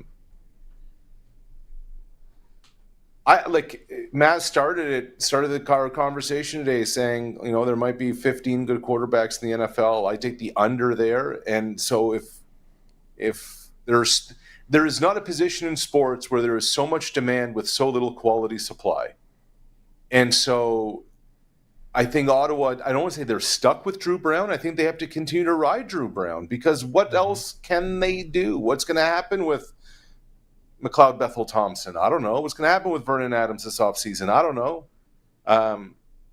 What's going to happen with Montreal? Are they going to move one of those guys? Calgary's probably going to move on from Jake Mayer, you got to think. So I think Drew Brown's going to be the guy, because he's going to have to be the guy. Yeah, and it's funny, you mentioned all of the games in the CFL this weekend, the implications. It's funny, when Davis Alexander is running the Alouette offense, he kind of can move it up and down the field at times very efficiently. We've all kind of gotten used to Cody Fajardo, the dinking and the dunking and the spinoramas every once in a while, and sometimes making it look harder than it is. And legitimately, Jason Moss, what do you do as you're going down the stretch here? And that game in Hamilton tomorrow, and I know you're probably going to be going to see it in person between the Ticats and the Stamps, because why not? It's Friday Night Football, and who doesn't want to see that? You've got Bo Levi Mitchell, who the best part about Bo to me is his carefree attitude, man, it doesn't matter. whatever you guys decide to do, Bo is going to be A-okay, whether he's a Ticats next year or not. You have the mayor thing. You have Matthew Schultz, who's going to be starting the game. You've got all of these questions in the air. So for a lot of people are saying it's kind of a nothing game, maybe in the standings, but if you're a fan of the CFL and positioning and players where they're going to end up, there may be some great audition tape out there tomorrow to be like, oh, okay. Because keep in mind, our quarterback here in Saskatchewan, who is lighting up the league, is a free agent come the end of the season, if I'm not mistaken, right? Trevor Harris's contract is up. Mm-hmm. So yeah, so they're going to offer Trevor the most money in the league, or maybe number 2 behind Rourke, because they're going to have to. Like, there's no other choice in the matter. I know. You know, like Harris is going to make probably somewhere between Chad Kelly and Nathan Rourke money, is my guess. And they can give it a lot of that to him up front, so that from a tax implication standpoint, there's more money in his jeans and make his base salary less. Because that's what you have to do. There's no other option in this scenario, because if you are Edmonton with new ownership, wouldn't you back up the Brinks truck for Trevor Harris right now? If you are maybe Hamilton, I'm not sure what they think of Bo. I'm really not sure. I'm also really not sure who's calling the shots there. What do you do this offseason? So it's going to be interesting. I think the Davis Alexander thing, guys, is really interesting, because all he's done is succeed there in Montreal. And I wonder, like, Jason Moss is not a vanilla play caller, not a vanilla game planner. I wonder if they're going to have certain packages and certain series for Alexander in an East Final to come in and run the offense to try and keep the defense off guard and off balance. I wonder if at some point early in the second quarter, it's a 10-7 ball game, and out trots Davis Alexander on 2nd and 5, and the defense is going to be like, uh-oh, now what? You know, because it's all tendencies, it's all whatever they're going to do. Why not? Why not mix it up a little bit? Especially, I know he won a Grey Cup last year. I don't know who the better quarterback is on that roster. Okay, let's wrap on this. It's the division series in baseball. You've got the American League, you've got the National League. Dave and I were talking about this last hour. Baseball, to me, is so much better when the villains are playing a role in the final scene of the movie. The villains being we're going to buy our way into the World Series every year. We're going to try Los Angeles Dodgers and the New York Yankees. To me, I love it. It's the best part of baseball. You automatically have a bad guy. You've got a heel in this. So is villains good for business in your mind when it comes to major leagues and the playoffs? I do. Big markets are good because it's such a regional sport. I just found it amazing the other night when Cleveland intentionally walked Gleyber Torres to get to Aaron Judge. Like, what are you doing? And if that's an analytics thing, then just torch the entire office. Like, when everyone's gone home for the night, get some lighter fluid and set the place on fire.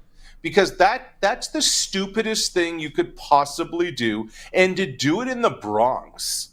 Of all the, at Yankee Stadium, you're going to do that? And Judge just shrugs after and said, it's amazing, guys. The Yankees haven't been to a World Series since 2009, when they won it with Jeter and A-Rod and Teixeira and all those guys. CeCe Sabathia was their ace. That's crazy. Because you think they've been in the World Series every couple years, but it's been that long. Yeah, been that long. The Red Sox have won 2 in that span, if not 3 maybe in that span. So it's funny, if you think about the Yankees over the years, this is probably not even their best team of the last 5, and yet here they are with their best chance to get into the World Series with a 2-0 lead in the series. Sorry, I'm just watching the game while we're chatting here. Just throwing this out there, and that analytics department in Cleveland. Didn't they have some influence by, what was it, Shapiro and Atkins or something that had something to do in Cleveland and analytics? Oh, sorry. Well, I'll tell you what, the Mighty Guardians have done a lot better since those two guys left Cleveland. I'll tell you that. Hey, Captain Obvious, stop pointing out the big things, the road signs, okay? The billboards along the highway, all right? Sorry. All right. He's Arash Madani. He joins us on Tuesdays and Thursdays. We call it Coast to Coast for Brian Golly. Arash, will catch up with you next week when Barney is back. Always good. Can you imagine in the World Series if it came down to Aaron Judge, 2 outs, bases loaded, Yankees down by 3, and they bring in Shohei Ohtani to pitch, and then he strikes him out. Could you imagine? A better. And then he blows out his elbow again. There's a question for you. You got a $70 million a year investment. Ooh. And you say, okay, you can put him out there to win the World Series, but he won't be able to pitch for you again next year. Would you do it? Go win the World Series because of the money, just everything. Yeah. You take the win now. With you. Take the win now. If he was throwing a no-hitter, I go to the Ross Atkins school. If he's throwing a no-hitter through 8, I take him out of the ball game, hoping that my bullpen can hold him. Dave, the Ross Atkins school would have pulled him in the 5th. He wouldn't have seen the 8th. Yeah. What was I thinking? Right. All right. Hey, all right, we're going to take a break. There's a lot being said. A lot of it you could be like, you guys are so far off base on everything you've talked about so far in the show. Let us know on the Capital Ford Lincoln text line, 306-936-6262. Capital Ford Lincoln, Saskatchewan's #1 Ford retailer, capitalfordlincoln.com. We're going to take a break. If you're watching the all-new Sportscage on our stream on X or on YouTube, thank you. We like and subscribe. And you're also got it on the home of local sports in Saskatchewan, 620 CKRM. The all-new Sports Cage is brought to you by Bronco Plumbing and Heating, where professional service is guaranteed. They'll treat you right. 781-2090. Fall is truly the best season ever. So get that pumpkin spice latte and get ready to rake in the deal. Because it's time for the Harvard Media Fall Auction on right now. Bidding starts to close on October 21st at 7 p.m. Bid on amazing products in categories like travel, health and wellness, and outdoor living. That's the Harvard Media Fall Auction. Head to harvardmediaauctions.com to register now. Water heater and water softener rentals are now available at Bronco Plumbing, Heating, and Cooling. Instead of paying big money up front, you can rent a water heater and water softener directly from Bronco without the worry or hassle. They have a long history of renting water heaters and water softeners, and they're maintenance-free. Bronco comes and does all that for you. Saskatchewan's best water heater rentals are from Bronco. Call 306-781-2090. Professional, courteous service. BroncoPlumbing.com.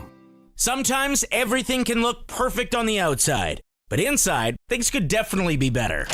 Luckily, Freeze Tobin has everything you need to finish those indoor renovations this fall. That's right, interior reno season is here. So head to Freeze Tobin for all the installation, drywall, interior doors, baseboards, and casing materials you need to make your home cozy and welcoming for the long winter months that lie ahead. Visit freezetoman.com or see them in Regina or Fort Capel. Freeze Tobin. Let's get you building. You've probably heard people say, happy spouse, happy house. For my wife, it's as simple as keeping the Wi-Fi running and making sure the house stays warm all winter. That's why I always call on Aero Plumbing and Heating for everything from maintenance to energy service or unit replacements. Right now, you can get a new furnace from Aero starting at just $67.50 a month plus a $650 Sask Energy rebate.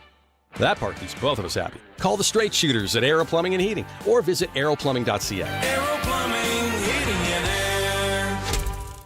Easy to use, tough to beat. Kubota's compact tractors are perfect for fall and winter jobs with attachments to do it all year long. Right now, get financing as low as 0% on select models. See your Kubota dealer for details. Imagine 1 million meals. What a wonderful thought. The Regina Food Bank would like you to help us raise 1 million meals by joining the Mosaic Meal Mile. We're asking the community to help us create a mile-long trail of food around the concourse of Mosaic Stadium. Bring your donations to the stadium on October 22nd from 10 to 4 to help feed our community. When you sponsor yards, we'll provide the food items needed to build a mile-long food path, and your team gets to have some fun while fighting hunger. Visit reginafoodbank.ca.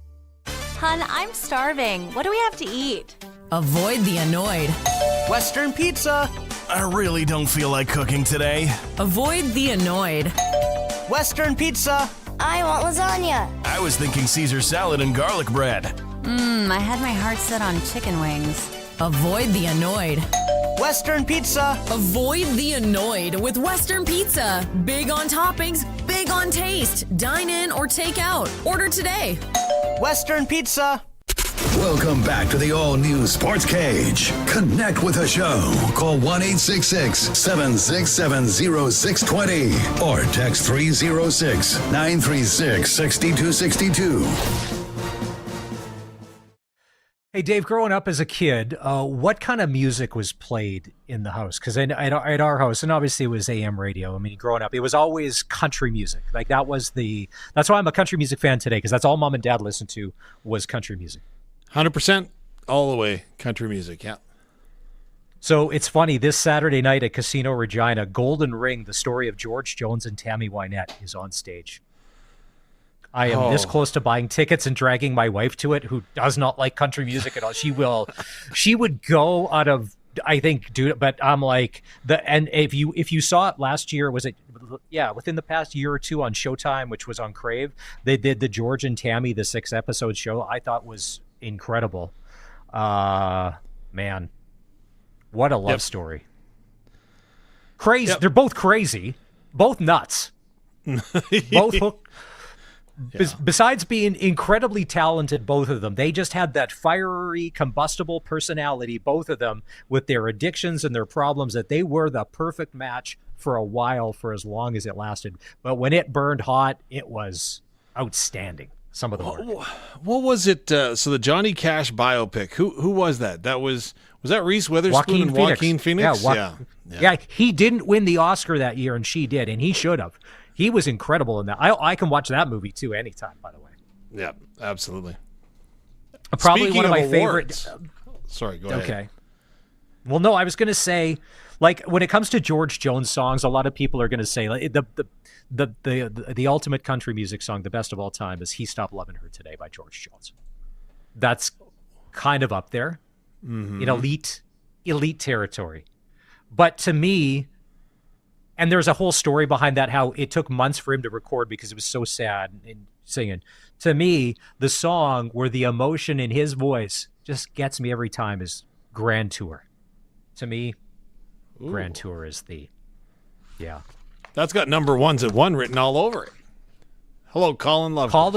Colin Lovequist right now, if he's still at the radio station, he will come into the control room. He will physically toss Curtis and Colson out of the control room, get behind, and he'll go into our computer system, because there's no more CDs or records, and pull up those songs and play them for us. Okay, sorry, speaking of awards, where are we going to go? Well, speaking of awards, of course, Prairie Football Conference Championship game is up in Saskatoon on Sunday. Regina Thunder, the Saskatoon Hilltops get set to go. The PFC actually released their award winners, and all but one of the individual awards went to those two franchises, as you can well imagine. Coach of the Year was Tom Sargent of the Hilltops. Outstanding offensive lineman, Cody Szymanski of the Hilltops. He's a great story. He actually played some university ball and then came back to finish out his career with the Hilltops. Sadiq from Regina Thunder, outstanding running back. That one, there would have been Rylan Likert had a heck of a year for the Thunder, but Sadiq gets the nod on that one. An average of 7.4 yards per carry. That's something else. Drake Douglas from the Hill. Yeah, he did well. Drake Douglas from the Hilltops is the top receiver. Outstanding quarterback was Trey Reeder of the Hilltops. Liam Selwood of the Thunder was the outstanding defensive lineman. No surprise here. The outstanding linebacker, Stephen Smith. Of course, we've had him on our show a number of times. The Regina Thunder player that is actually practicing with the Saskatchewan Roughriders. Keon Raymond, not the CFL guy, the outstanding defensive back from Calgary, though. The outstanding special teams player was Drake Douglas, returning 38 kicks for 342 yards for the Hilltops. The outstanding rookie of the year, Tristan Rapchuk from the Thunder. Jaden Gale of the Calgary Colts was the defensive rookie of the year. So sorry, there was 2 non-Hilltop or Thunder players. The outstanding defensive player of the year was Stephen Smith of the Regina Thunder. Again, he is spectacular and is a very, very talented young man. The outstanding offensive player of the year, Trey Reeder of the Hilltops. And then the most valuable player was also Trey Reeder of the Hilltops. 64% completion percentage for the young man, over 1,600 yards in 8 games. So congratulations to all the award winners. I think a lot of us that pay attention to junior football know that whoever probably wins this football game has a chance to win the CJFL because they usually are the 2 best teams. How do the Thunder win on Sunday? They've lost twice this year. Where are the deficiencies or the weaknesses in the Hilltops game for Regina to have a chance? In my humble opinion, the biggest obstacle that the Thunder have to overcome is themselves. Because, you know, even talking with Coach Scott McCauley in the preseason, he was already lining his team up to play the 2 games that they had in the regular season against the Hilltops. And the Hilltops have had some success. And sometimes that mindset, if something bad happens, you fumble a ball, you throw an interception, you give up a sack, something bad is going to happen in every football game. It's how you respond. And the Regina Thunder, I think, have proven that they've got the talent and the capabilities to play with anybody, whether it's the Hilltops or anyone. And I think that if they can get over that hurdle of, okay, we're playing at Saskatoon Minor Football Field. It's a hard facility to play in. We get that. If you can get over that hurdle, if you can make something good happen early and then continue that momentum, then you can get over that hurdle. Last week, the Saskatoon Hilltops had a tough time against the Edmonton Huskies. The Hilltops didn't play that great from what I've seen on film. So to me, if I'm the Thunder, I'm going in there, I want to get a quick strike early, and then I just need to have the belief that we can go ahead and get the job done. Because once you've got that bit of a mental edge, which right now I think falls to the Saskatoon Hilltops, that is a huge obstacle to overcome. All right, interesting take. So it's more mental. They've got all the physical attributes. They've got the player. Like, it's funny, you were running through those individual award winners. There's no shortages of talent on either side. It's just that if something happens, we can survive it and we can overcome it. It's funny that the 2 days this weekend, it's kind of like a mirror thing. So on Sunday, you have the Thunder at the Hilltops, 1 o'clock at SMF Field in Saskatoon. Saturday, the Rams are off their bye week. They're in Saskatoon to take on the U of S Huskies. It's a game that we're going to have on 620 CKRM. What do the Rams got to do? Because now it's funny. The Huskies stumbled out of the gate. What did they lose their first couple games? Now it looks like they are rolling. What does this young Rams team have to do to kind of, or is it the exact same thing? We can do it. We just have to not do it to ourselves. There's a bit of that. I would suggest also Owen Sieben was on track to return. Of course, he missed most of the season. He went out in week number 1 for the Rams in that victory in Calgary. So the Rams are hopeful that he'll come back. And this isn't a knock on Noah Pelche, but, you know, this is the guy that you kind of rode out of training camp with into the season, and we're hoping for good things. So he's missed a big chunk of time, but he's now had time to fully recover, see what's going on with the offense. So I think he injects a little bit of life there. And then defensively for the Rams, I know that they're beaten up, and that's tough because everybody gets beaten up at this time of year. And for the Rams, there's some key guys that are banged up. But saying that, the Saskatchewan Huskies have had a penchant for turning the football over. So if I'm the Rams, right, I'm going and taking a page right out of Corey Mace's book. And, of course, Corey Mace, the head coach of the Roughriders, has gone in and met with the Rams a number of times. And he said, run to the ball. And, again, don't feel bad. Be greedy about wanting the football on defense. And if the Huskies turn the ball over, the Rams are going to be right there to pounce on it. And that's going to be the key. Who turns over the ball least and makes the fewer mistakes? Yes, thanks for the cliche, Dave. But it's really true when you look at the numbers for both of these teams. So Saturday at 12:45 right here on 620 CKRM, we'll have the pregame show with Brendan McGuire and Derek Bidwell. 1 o'clock is kickoff between the Rams and the Huskies. It's funny that you mentioned turnovers because remember at the football game on Saturday, before the ceremony at halftime, Darian Durant and Ryan Phillips shook hands. And Ryan Phillips, it was Darian's biggest nemesis in the CFL. I'm like, stay away from him. I know you're both retired, but we don't want... Because remember, speaking of turnovers, the Lions fans, whenever they would play, those memes would go up on social media, like the Pillsbury turnovers with Darian's face and stuff like that on the box. And I'm like... Yeah, because Darian had a penchant for just throwing it Ryan's way, and somehow he would come down with it. So I'm like, oh, man, it's funny. And if you're wondering, hey, did I miss Double Talk this week? No, it was a busy weekend for Darian. We let him get a chance to get back home to his family, get reacclimatized and all of that. So it's going to be the Friday edition of Double Talk tomorrow, just after 5, right here on 620 CKRM with our now Plaza of Honor and two-time Grey Cup champion quarterback, Darian Durant. All right, it's time to take a break on the all-new Sports Cage. We've got SJHL hockey we're going to talk after 5 o'clock with Jamie Neubauer and the Notre Dame Hounds. They didn't do well last night. There was an incredible save coming out of that game, and we're going to talk to Jamie about where he thinks the team can be by maybe the Christmas break and then maybe by about Valentine's Day, as they're a young club that's coming together. It's the all-new Sports Cage on 620 CKRM. If you're listening, thank you. And if you're watching our stream at sportscage.com, give us a like and give us a follow. We'll be right back after this. When it comes to duct cleaning, call Bronco Plumbing, Heating, and Cooling. They'll clean out the dust and debris that builds up over the summer. When you need protection, they offer a monthly plan for homeowners to get regular service done on their AC and furnace, as well as plumbing. And when it comes to furnace servicing, it's never too early to get that done too.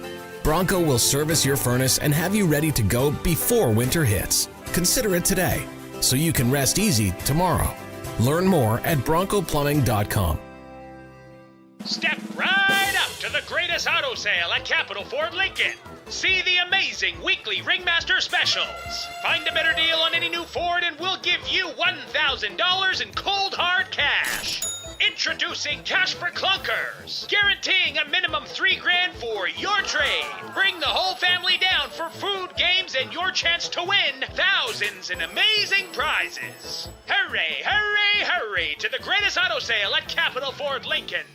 Get it hot, get it fast, Western Pizza. Some will try to tell you 8 inches is enough. Others will say 10 inches will do. But when you want a lot of pizza, you gotta hanker down with a delicious 13-inch pepperoni from Western Pizza. Why mess with a good thing? You know what you want. 13 inches of pepperoni pizza perfection from Western Pizza. Western Pizza. Big on toppings, big on taste. Dine in or take out. Order today. And get it hot, get it fast, Western Pizza. The straw that broke the camel's back? What does that even mean? Do camels even use straws? Are we talking paper or plastic? If you think this Saskatchewan winter might be the straw that breaks the camel's back, at least your local Cooper tire dealer carries Cooper Discoverer True North winter tires. Cooper Discoverer True North winter tires provide exceptional grip and traction in the snow and ice. See your local Cooper tire dealer for Cooper Discoverer True North winter tires and give that poor camel a break. All-new Sports Cage continues. You can watch our live stream at sportscage.com and always on the radio. Saskatchewan's voice for local sports, 620 CKRM. You've got 11 games in the NHL tonight, and we had the debut of Inside the NHL with Eric Francis earlier this afternoon. If you missed that, you can always go find the podcast. You can do that on Spotify, or you can just go to our website at sportscage.com. Good to chat with Eric again. Forecast for tonight, clear down to -2. Tomorrow, sunny and a high of 12. Now, that weather, that's for everybody, but that's more for me. I've been avoiding blowing out the underground sprinklers, but now that we're getting down to freezing temperatures, Dave, being a homeowner sucks. Like, it just there's you know this. There's always something to do.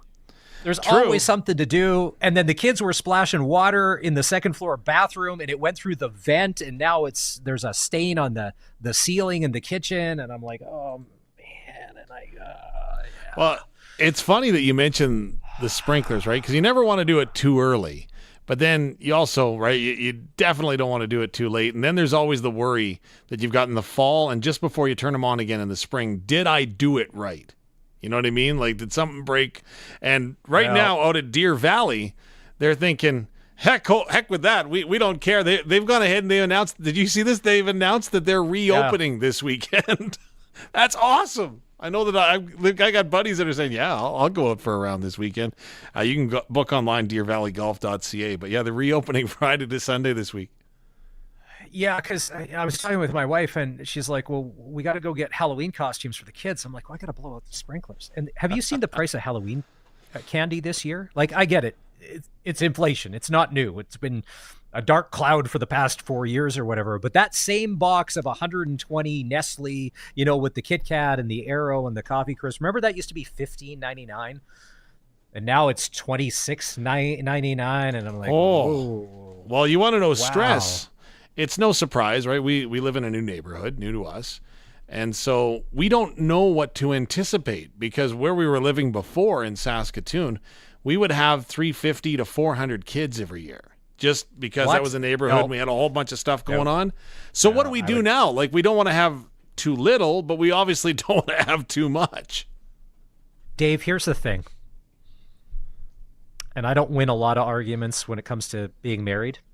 But we do not need to buy Halloween candy on August going into Labor Day long weekend just because it's out for sale. Because we're now on our third box. And what's the day today? We're 14 days away from Halloween. And we're already on our third box of those chocolate bars. Oh, no, we're going to buy it and save it. No, that never happens. It just, it comes and then it goes from there. Hey, if you've got a killer costume and you want to show it off to as many people as possible, including Dave Thomas's house on the night of, don't forget, at the next Saskatchewan Roughrider game, what are they calling this? The 13th fan edition? When the Riders will wrap up things against the Stamps, you can wear your costume to the game. Yeah, that should be plays and treats available.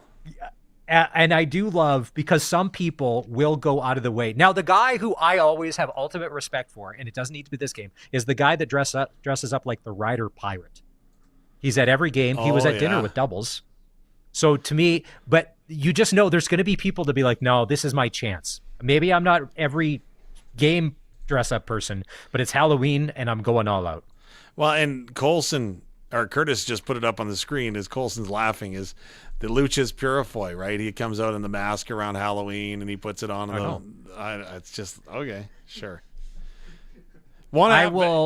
Costume advice for you, though. Again, sometimes we as dads, right, Maz?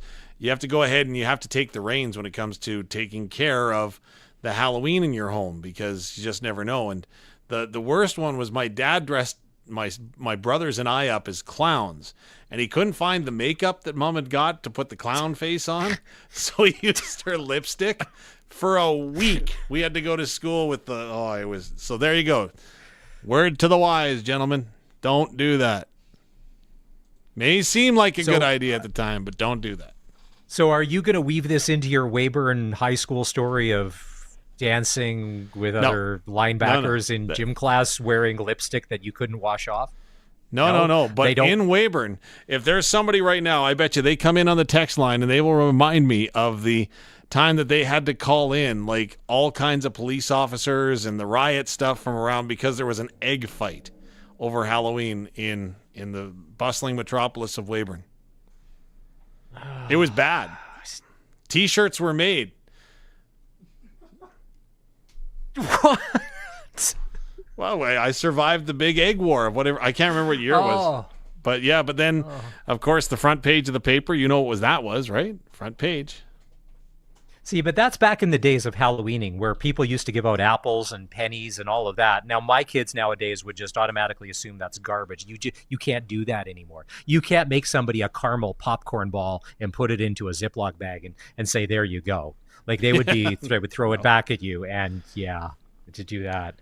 All right, it's time to take a break. When we come back, Glen Suitor. He sees the CFL like nobody else, and we're going to see what he thinks about the Vernon Adams Jr. starting for the BC Lions this week. And was it a week too late? Was this all part of a master plan? We'll get Glen Suitor's take. You're listening to the all-new Sportscage on 620 CKRM. Bulk oil, we got it. CNH and Fleet Guard filters, we got them. We got lots of everything, and we got it all on sale. For the best price you'll find here, there, or anywhere. E. Barassa & Sons. Every location has bulk oil and filters with unbeatable savings. Today you'll save 20% off or more on CNH and Fleet Guard filters, and $1.20 off per liter on all bulk oil. Are these big-time savings on CNH bulk oil and filters? You bet your sweet Barassa they are. Sale ends October 31st. ebarassa.com. The campaign is underway. Get your Saskatchewan election coverage with Sask Votes 2024 on sasktoday.ca. Comprehensive coverage of the issues that are important to you. This includes candidate profiles, meeting the party leaders, and live coverage of the results election night. A dedicated team of journalists in your community bringing you the latest on the race. You'll want to be right there with them because they're right there for you. Get all Saskatchewan election coverage at Sask Votes 2024 on sasktoday.ca. Johnston's Logistics. That's the name for your truck freight forwarding needs. They offer you the best quotes in the industry on bulk hopper, deck, van, and reefer shipping within Canada and into the United States. Next time you're looking for a freight rate to haul grain or fertilizer, think Johnston's. Next time you're looking for a rate to move a piece of machinery, think Johnston's. Next time you're looking to move van or reefer cargo, you know the name, Johnston's. For a highly competitive quote, call 844-324-7778. Country Corner, brought to you by Municipal Hail Insurance, proudly serving farmers. MunicipalHail.ca. The story of Waylon Jennings comes to the Casino Regina Show Lounge on Friday, November 1st. An unforgettable night celebrating country music's greatest outlaw. Get your tickets at the box office or CasinoRegina.com. 620 CKRM is proud to support Time Raiser YQR, November 7th at the RCMP Heritage Center. Your chance to connect with local artists, bid on their artwork with your time, and give back to the community. Full details are on the Time Raiser YQR Facebook page. And spend your Saturdays with the Symphony. The Regina Symphony Orchestra season is underway. Check out the full schedule at reginasymphony.com. For more information, visit 620CKRM.com. It's 5 o'clock. Good evening. It's mostly cloudy and it's 9 degrees in Regina. I'm Corey Atkinson from the Harvard Media News Center with 620 CKRM News for Echo Sound and Fort Qu'Appelle. Stay connected with a new cell phone from Echo Sound. Call 306-332-6711. Saskatchewan NDP leader Carla Beck says a locker room policy proposed by the Saskatchewan Party's Scott Moe would make vulnerable kids even more vulnerable. If re-elected on October 28th, Moe says he would issue a directive banning biological boys from using school changing rooms with biological girls. Beck says voters are more concerned about large classrooms and not enough supports for students. Saskatchewan people, when we're at our best, are people that come together and deliver results, not divisive, ugly politics like we've seen time and again from Scott Moe and the Sask Party. And if you see leaders holding so much power, choosing to punch down on vulnerable kids, that tells you everything you need to know about them. Moe says the move is in response to a recent complaint that some biological males changed for gym class with girls at a school in southeast Saskatchewan. Most Saskatchewan residents should have received their voter information card by now. Just over 800,000 voter information cards have been sent out across the province, either by mail, email, or text message. Chief Electoral Officer Dr. Michael Boda says the card is like a fast pass to the voting station. You don't require one in order to vote, but it's absolutely a really fast way to be identified within the poll. Bring it in. We'll be able to find you on the list very quickly that way.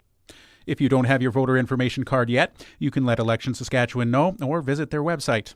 For the latest coverage of Sask Votes 2024, including profiles of all the party leaders, go to 620ckrm.com or sasktoday.ca.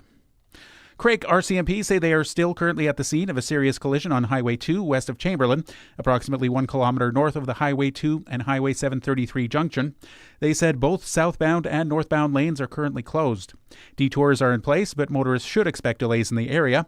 Motorists are being asked to follow the instructions of emergency personnel on scene. And a U.S. government panel investigating the attempted assassination of Donald Trump at a campaign rally says the Secret Service needs fundamental reform. Panel member Janet Napolitano says the service must refocus on its core protective mission. The number one purpose of the Secret Service today is the protective mission. it should be an elite protective force for our nation's leaders, and that the resources, budgeting, training, personnel ought to be hyper-focused on that function. The panel's report was issued today. It identifies systemic issues at the Secret Service and recommends the agency bring in new outside leadership. That's your 620 CKRM News. Read more stories from around your community and around the province at sasktoday.ca and 620ckrm.com. Your weather is next. You are my sunshine, my only sunshine. You make me happy when... Uh-oh. There are some things that can get spoiled. A sunny day, maybe. Aw, and no umbrella or anything. And then there's Echo Sound, your SaskTel authorized dealer, where they have all the top-of-the-line smartphones with all the latest features. With such a wide selection and so many great plans, nothing can spoil it. Yay, rain! Echo Sound, your SaskTel authorized dealer in Fort Capel. EchoSound.ca. So, how big is yours? 5 inches. That's about average. How'd you like 6 inches? 6 inches? 6 inches? That would be a big improvement. A 6-inch package from Prairie 6-inch eaves trough is made specifically for your farm building. 6-inch eaves troughs are more durable and efficient during storms. They're family owned and operated, so you'll get an honest installation at a fair price. Prairie 6-inch eaves trough, your farm shop specialist. Call 570-6415. I'm Corey Atkinson with your 620 CKRM Precision Weather Forecast, brought to you by Line-X Regina. Serious protection, killer looks, 1865 McCarra Street, and for Matt's Furniture. Visit mattsfurniture.ca. Now here's Precision Weather meteorologist Eric Weglars. Tonight it does turn colder. It's mostly clear after midnight. Any clouds that you do see out this afternoon are gone by tonight. Lows back to -2. Winds will pivot to the west at 10 to 20. So a fairly nice night, fairly calm. And again, more fall-like for this time of year. Mostly sunny on Friday. Highs again will top out at around 14. A light northwest wind at 10 to 20. Clear, not as cold overnight into Saturday. Lows are about 1 above as we go into early Saturday morning. And it looks like the weekend is actually pretty mild. Saturday and Sunday feature a decent amount of sunshine with highs between 17 and 18 both afternoons. More clouds for the start of next week and a bit cooler with highs at 13. That's the latest look at the forecast. I'm meteorologist Eric Weglars. Across the province at this hour, Saskatoon is 12, Swift Current 10, Assiniboia 9, Yorkton Melville 10, Moosomin Broadview 11, Estevan 12, and Weyburn is 8.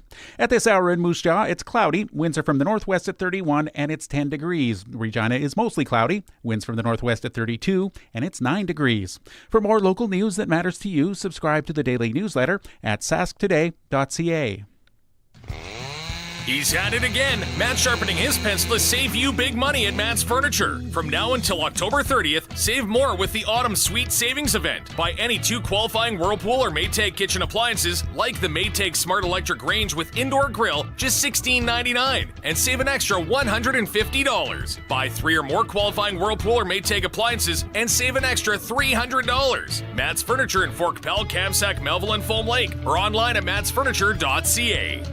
When you want the best for your truck, you want Line-X. Your truck has withstood the harshest elements Saskatchewan has thrown at it. Rocks, gravel, rain, sleet, and snow, and left with no chips, no rust. Line-X protective coating keeps your truck's bed liners, rocker panels, and bumpers looking like brand new. Don't settle for Brand X. Go with Line-X. It's serious protection. Come see why everybody loves taking their truck to Line-X Regina for their rocker panels, bumpers, and more. Line-X. Make your truck complete. 1865 McCarra Street.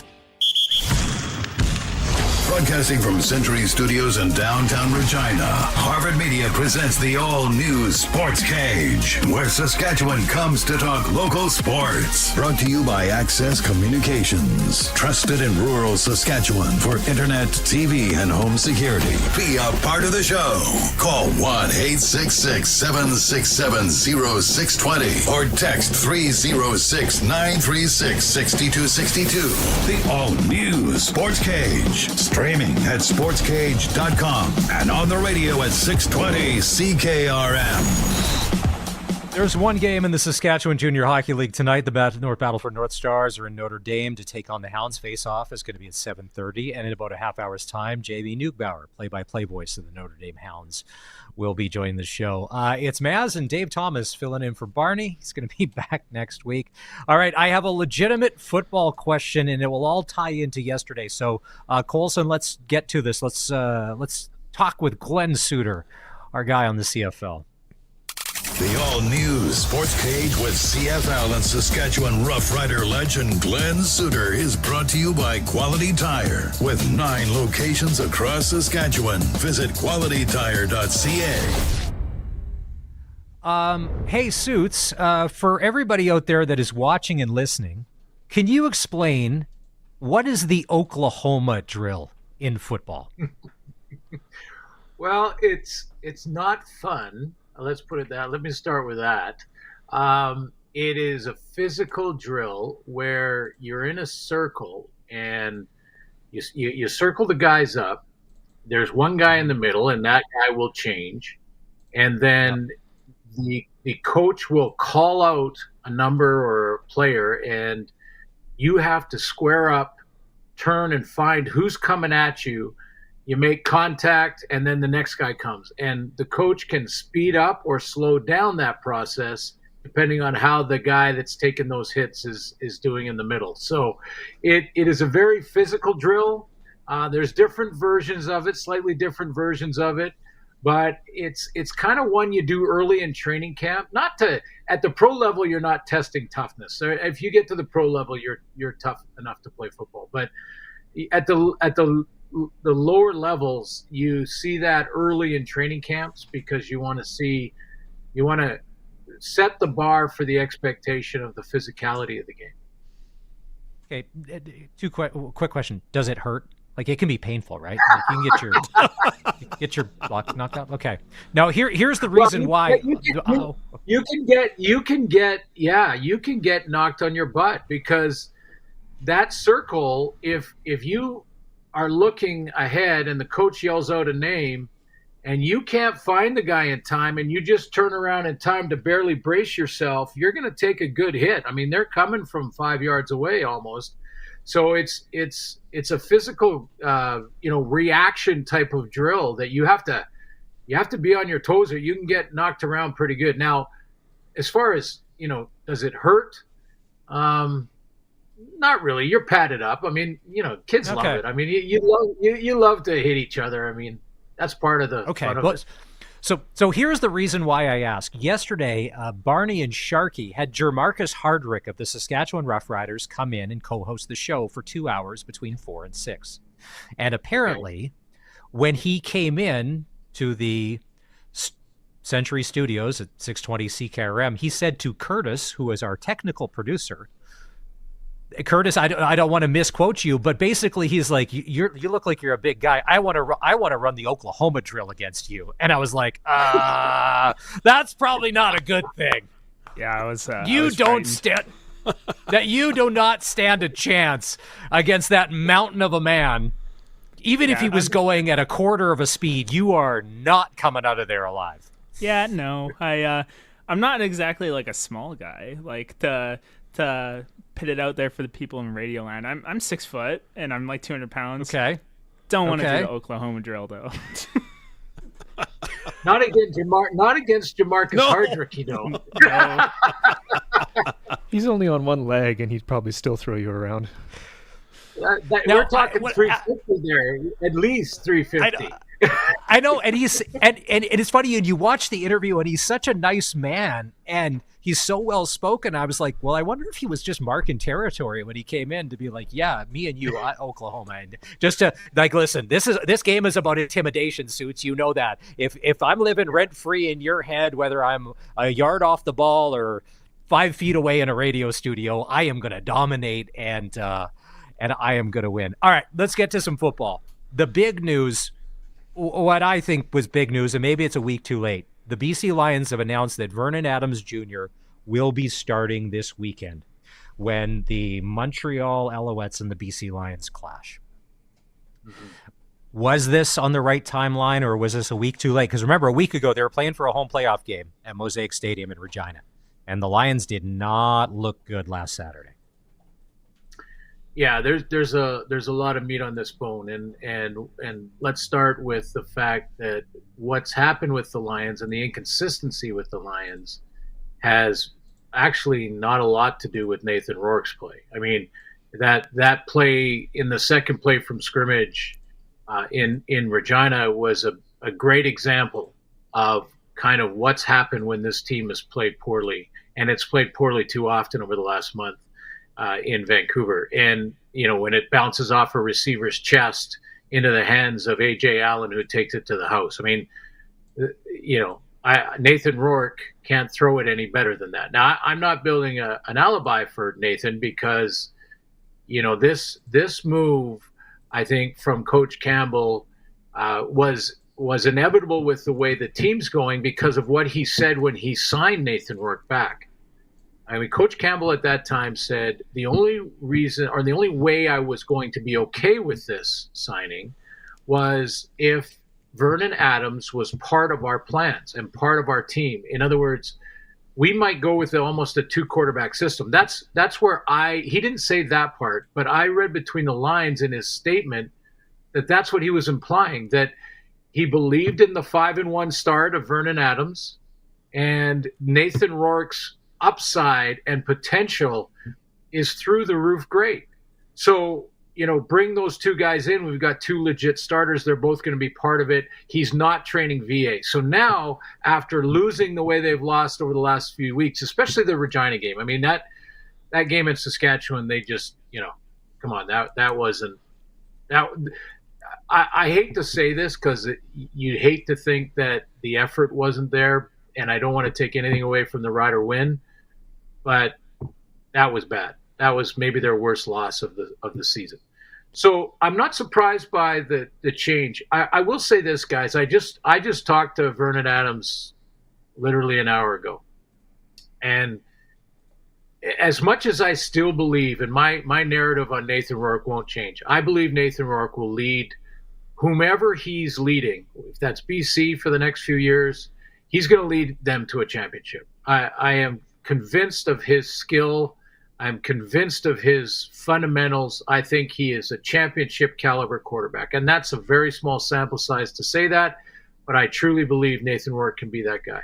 Having said that, Vernon Adams can write a heck of a book right here.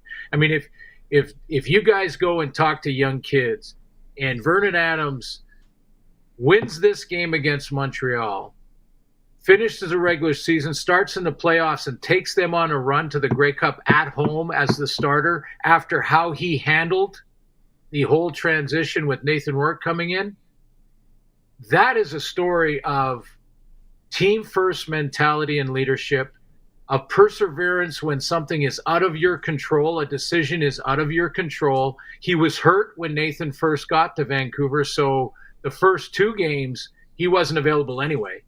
But after that, there was a choice to be made, and Coach Campbell stuck with Nathan Rourke. So, you know, I just think they have both handled this like true pros, and that gives them a chance. That gives them a chance. You know, of the teams in the Western playoffs, they're ranked 3rd, and they should be. And it's probably right now a distant 3rd. I think, as I said on Tuesday, I think the Riders have closed the gap on the Bombers a ton, and the BC Lions, the way they played the last month and a half, a distant 3rd in that grouping. But because of the way the quarterbacks have handled it in Vancouver, they still have the potential to upset the group. I still think they have the potential. Outside, yes. A mountain to climb, yes. But with those 2 quarterbacks and the way they've handled it, just first-class, professional, team-first guys. Glen Suitor, I had a coach growing up that told me my job is to put you in position to succeed. Has Rick Campbell not put himself in the ultimate position to fail? In meaning that, so Vernon Adams Jr., like you say, right, what a great story if he comes in and he does everything right this week. then Rick Campbell's got to make a decision. What do I do next week in the playoffs when I've got this guy that we're paying all this money and we got this other guy here? Or conversely, maybe things don't go so well for Vernon Adams Jr., or it's a question mark as to whether or not he was really that good. Then you don't potentially have anybody that you're confident in going into 2 weeks. So is this the ultimate no-win for the GM and head coach of the BC Lions? No, I wouldn't say that. Like, I don't know that for the coach, for the head coach. It certainly does for a president, an owner for sure. When you're talking about, the guy they're paying a lot of money and the guy that's starting isn't being paid as much money. I don't think even at the at the NFL level where the dollars are substantially different, that should ever be part of the process. I really don't. I know people will say, come on, reality is it is part of the product. If you get starter money, you're the starter. Well, if you start doing that as a coach, the locker room knows. The locker room, wants to see the guy who's earned it. And I think this is not necessarily a case where VA has earned it over the play of Nathan Rourke. It's just a case of this team is stagnant, and they want to see what this guy who started the season 5-1 and averaging around 350 yards a game, and in MOP discussions in the first third of the season, they want to see if they can bring some of that magic to help this team get out of its rut. So let's see if that happens. But, I don't think it paints anyone in any corner. If this goes well, I shouldn't guarantee. I won't make any guarantees, and I don't want to speak for the coach, so I won't do that. But if this goes well for Vernon Adams and they win against Montreal, and he starts the playoff game and looks good, then he'll keep rolling with Vernon Adams. I truly believe he'll do that. And then in the off season, let's see what they do. I'm not going to change my narrative on my belief in Nathan Rourke. I think Nathan Rourke fundamentally is maybe one of the best quarterbacks I've seen in my time in broadcasting. And I covered Ricky Ray and a lot of guys. This guy fundamentally has the work ethic, the footwork, the leadership skills, the accuracy, the processing time. It's as good as I've ever seen. When he went down to the NFL, I felt like he'd be in the Pro Bowl in 2 years if he got a real look in the NFL. And that's just judging skill, not money, not glitz, not glam, not ratings. It's simply breaking down the skill level of a quarterback from all the years of experience. And I think both these guys, what impresses me though, and it reminds me a little, and I hate to bring up my time playing, but it reminds me a little of Ken Austin and Tom Burgess in our locker room. Ken Austin and Tom Burgess in our locker room are two starting quarterbacks, two very good starting quarterbacks, slightly different. One was better against zone looks, one was better against man, but both good leaders in the room, both different style leaders, and never divided our room. And I think that's what's happening in BC. That's what gives them hope. They're a distant third out of three in the Western final ratings, but that doesn't mean they can't surprise people and take a run. And their quarterbacks both of these guys are giving them a chance to actually accomplish that. And I'm cheering for VA. It doesn't change how I feel about Rourke, but I'm cheering for VA in that he has been such a great pro and a great teammate. This is what this game is all about. It teaches you that you have to be a great teammate to succeed. If you're not, it will never happen. It forces you to do it, and we need more of it in society. So it's a good lesson to learn.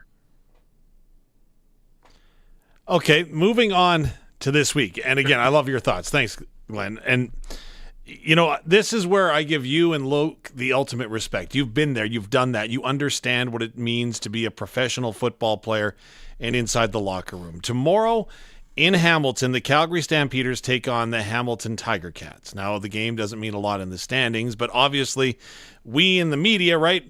The media guy in me that's never been in a locker room like you have say, jobs are on the line, and, you're making a statement for next year, and there's all this, and then there's the narrative of, guys are going to be making business decisions, right? Because they've got to worry about how they're going to feed their family next year, and they don't want to go down that road. How, as a player, have you seen other players approach games like this where you're fighting for a job, but you're also making sure that you take care of business? It's a great question, and it's a question that I'm going to sound a little bit like I'm going in two opposite directions here. But one is the pro that has only one group of people to be accountable for, and that's their teammates. So when you're sitting in a locker room, especially one that's been built right with a real good culture, and you're sitting in that room, and I looked across to Bobby Jurison and Roger Aldag. Now they're looking across to the same type of players, any one of these guys in these rooms, and they're saying, I'm accountable to him. And if I let him down, even if it doesn't have anything to do with the standings or whatever, if I let him down, it's going to be hard for me to look in the mirror for 6 months in the off season. That's motivation enough. And if it's not, you might have the wrong guys in the room. If you're not playing for each other in there and looking across the room and seeing guys and saying that guy, I'm responsible. I want to be great for him. So that's the motivation, I think, that keeps you accountable to your play. But the reality is there's a difference between playoff hockey and regular season hockey. There's a difference between playoff football and regular season football, and there just is. And if you could bottle the intensity of playoff football, where one game you either go on or go home, if you could bottle that in the regular season, you'd be undefeated every year. So something happens to us as human beings when we do know it's now or never. You know, when you're on that on that edge, that ragged edge, and you're looking at it saying, if we don't get it done now, it's over. Season is done. This group of men that are in this locker room will never be the same again, because every year it changes. So if you love your locker room, you have that urgency when it comes to playoff time, and you can't bottle it and you can't figure it out. That's why almost always I say on the air that the coaches in the playoffs really don't need a pregame speech. All they really need to do is open the locker room door. Let the guys go. Because that's all you need. Just open the door. We're ready to go, right? Like, because that's the urgency that will automatically be there. And you can't really, I don't think you can duplicate it. I don't think you can, figure out how to get yourself there. It just automatically happens. Rider legend Glen Suitor is on the Western Pizza guest hotline. He's a Grey Cup champion. We had a Grey Cup champion in town last weekend in Darian Durant, who went into the Plaza of Honor. It was good to see doubles. A lot of memories. And I know it won't happen maybe in the next year or two, but eventually Bo Levi Mitchell's name will be up at McMahon Stadium. And once all is said and done and the feelings are gone, how crazy is it that a quarterback that is not going to be in the playoffs is leading stat-wise and is put up, and at times it wasn't his fault when the receivers were dropping the ball, some incredible numbers. Tomorrow, Calgary takes on Hamilton, and it's a weird game because Bo staying or going? Is the Jake Mayer era over? Is Matthew Schultz going to come in and show the management? And a lot of people are questioning, is Dave Dickinson? And the thing is, the Stamps are missing the playoffs for the first time in 20 years. And they're making it sound like this is a regular occurrence. That's 2 decades. But the standard is so high for Stampeder football, missing the playoffs just doesn't happen. Are people overreacting? Let's start there. On the Dickinson front, they just had a bad year. Yeah, well, it's really been 2. It's been 2 years. In fact, they haven't really been that team that we were used to 3 or 4 years, 5 years ago, with Dave Dickinson in charge when Bo was there. I mean, that team was dominant, and Bo's record was unbelievable when he was in Calgary. Mm-hmm. Since they made the change, and it's not all on Jake Mayer. He's had his moments that he's looked great, and then not so great. So, but they haven't won in 2 years, really. So, the what have you done for me lately sort of cliche applies here when it comes to Dave Dickenson. I will say this: if they do decide to move on from Dave Dickenson, he'll be snapped up quickly. He'll be hired. He'll be hired immediately. In a second, he would be hired. Yeah, in that regard, I guess it is a bit of an overreaction to talk, to say that he should be fired and not get a chance to rebuild. But let me preface that, because the quarterback and coach are often tied at the hip really closely, especially when Dave Dickenson made the decision to move on from Bo and go with Jake Mayer, and that decision has not produced playoff football or a chance at a Grey Cup. So that is going to change the dynamic for Jake Mayer. Now, I'm not saying he's going to disappear from the league. I think he still has upside potential, but there's going to be probably two quarterbacks that every team in the league is going to be very interested in the offseason. One is Davis Alexander in Montreal, and who is now 4-0 as a starter in Montreal when he's filled in for Cody, but he's probably should be 5-0 because he came in early after the start of Caleb Evans and won that game. So he's shown that he can get it done in a short sample size. And then, of course, VA and Nathan Rourke here. And then Nathan Rourke has signed a long-term deal. VA is a free agent at the end of the year. Trey Ford is also in this conversation. He's a free agent at the end of the year. What do teams look and think about that? So Calgary has to make some decisions quickly. And if they stick with Dave and Dave sticks with Jake, that might be a tough sell in the market. But if you have to make a change at the quarterback position, there's going to be a couple of guys that will be very interesting on the market early in free agency. Or maybe before then in a trade possibility. Glen, Suitor, don't want to monopolize your time here on this Thursday evening, but Toronto-Ottawa is an intriguing matchup for me. I feel terrible that Ottawa is as beat up and banged up as they are. Do they even have a shot against Toronto, considering all the injuries they have? Yeah, I think this year parity has been there. I mean, I think this has really been a year if any team could win at any time. It's funny you make that mention of Bo Levi Mitchell leading in the league in stats and a team that's not in the playoffs. So many starting quarterbacks like Bo, including Bo, have been pulled at one time or another this year. That's another thing we just have not seen because of this parity and the roller coaster that most teams have gone through, including the Riders. So Toronto's gone through it as well. Toronto is a interesting team. I think, is, with all due respect to the best team in the league, which is still Montreal, and they're the best team by record, and they've had first place wrapped up for a while. I still think Toronto can beat Montreal in a playoff game. I think Toronto can beat anyone in the league.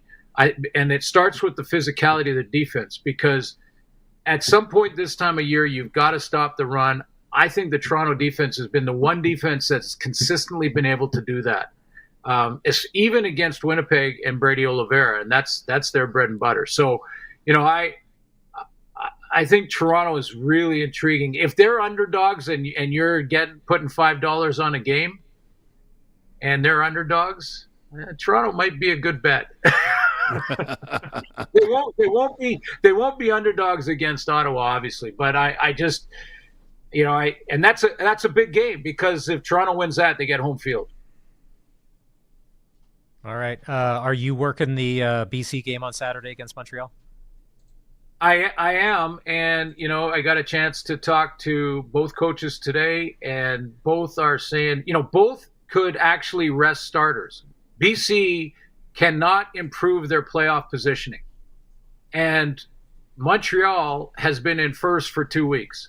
So basically, they could rest some starters, and neither guy is going to do this. They want to keep. Well, one team is doing it to try and get on track in BC. The other team says, we're going to keep pedal to the metal. We're going to keep with our standard. And that's why Montreal has the best record in the league. That approach. All righty.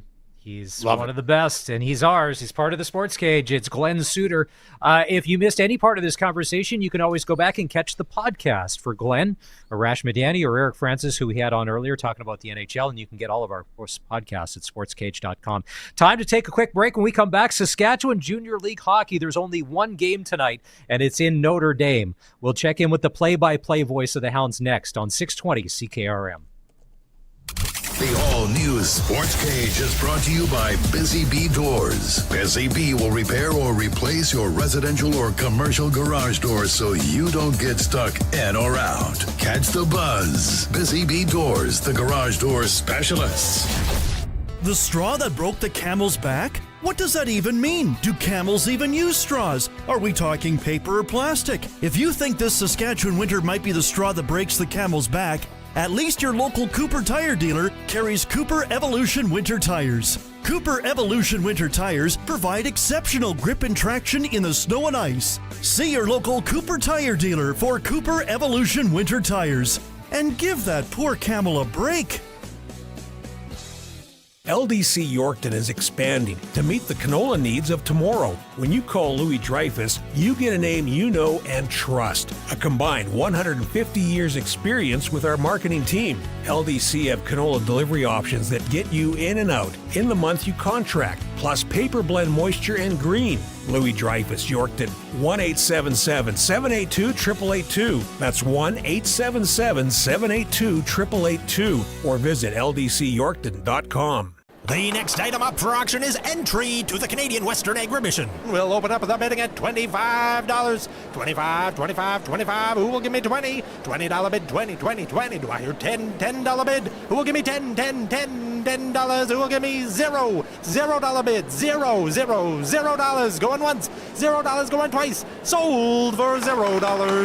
Connexus members get free entry to the Canadian Western Agribition. Pick up your multi-day pass at any Connexus branch. The Saskatchewan Party will make life more affordable for students, for homeowners, and for families. We'll increase the amount students get back through the Graduate Retention Program. We'll increase the first-time home buyer's tax credit. We'll create a home renovation tax credit, and we will increase the active families benefit for children's activities. We'll also reduce your income tax and keep home heating exempt from the Trudeau NDP carbon tax. The Saskatchewan Party, making life more affordable for Saskatchewan people. Authorized by the financial agents for all provincial Saskatchewan Party candidates.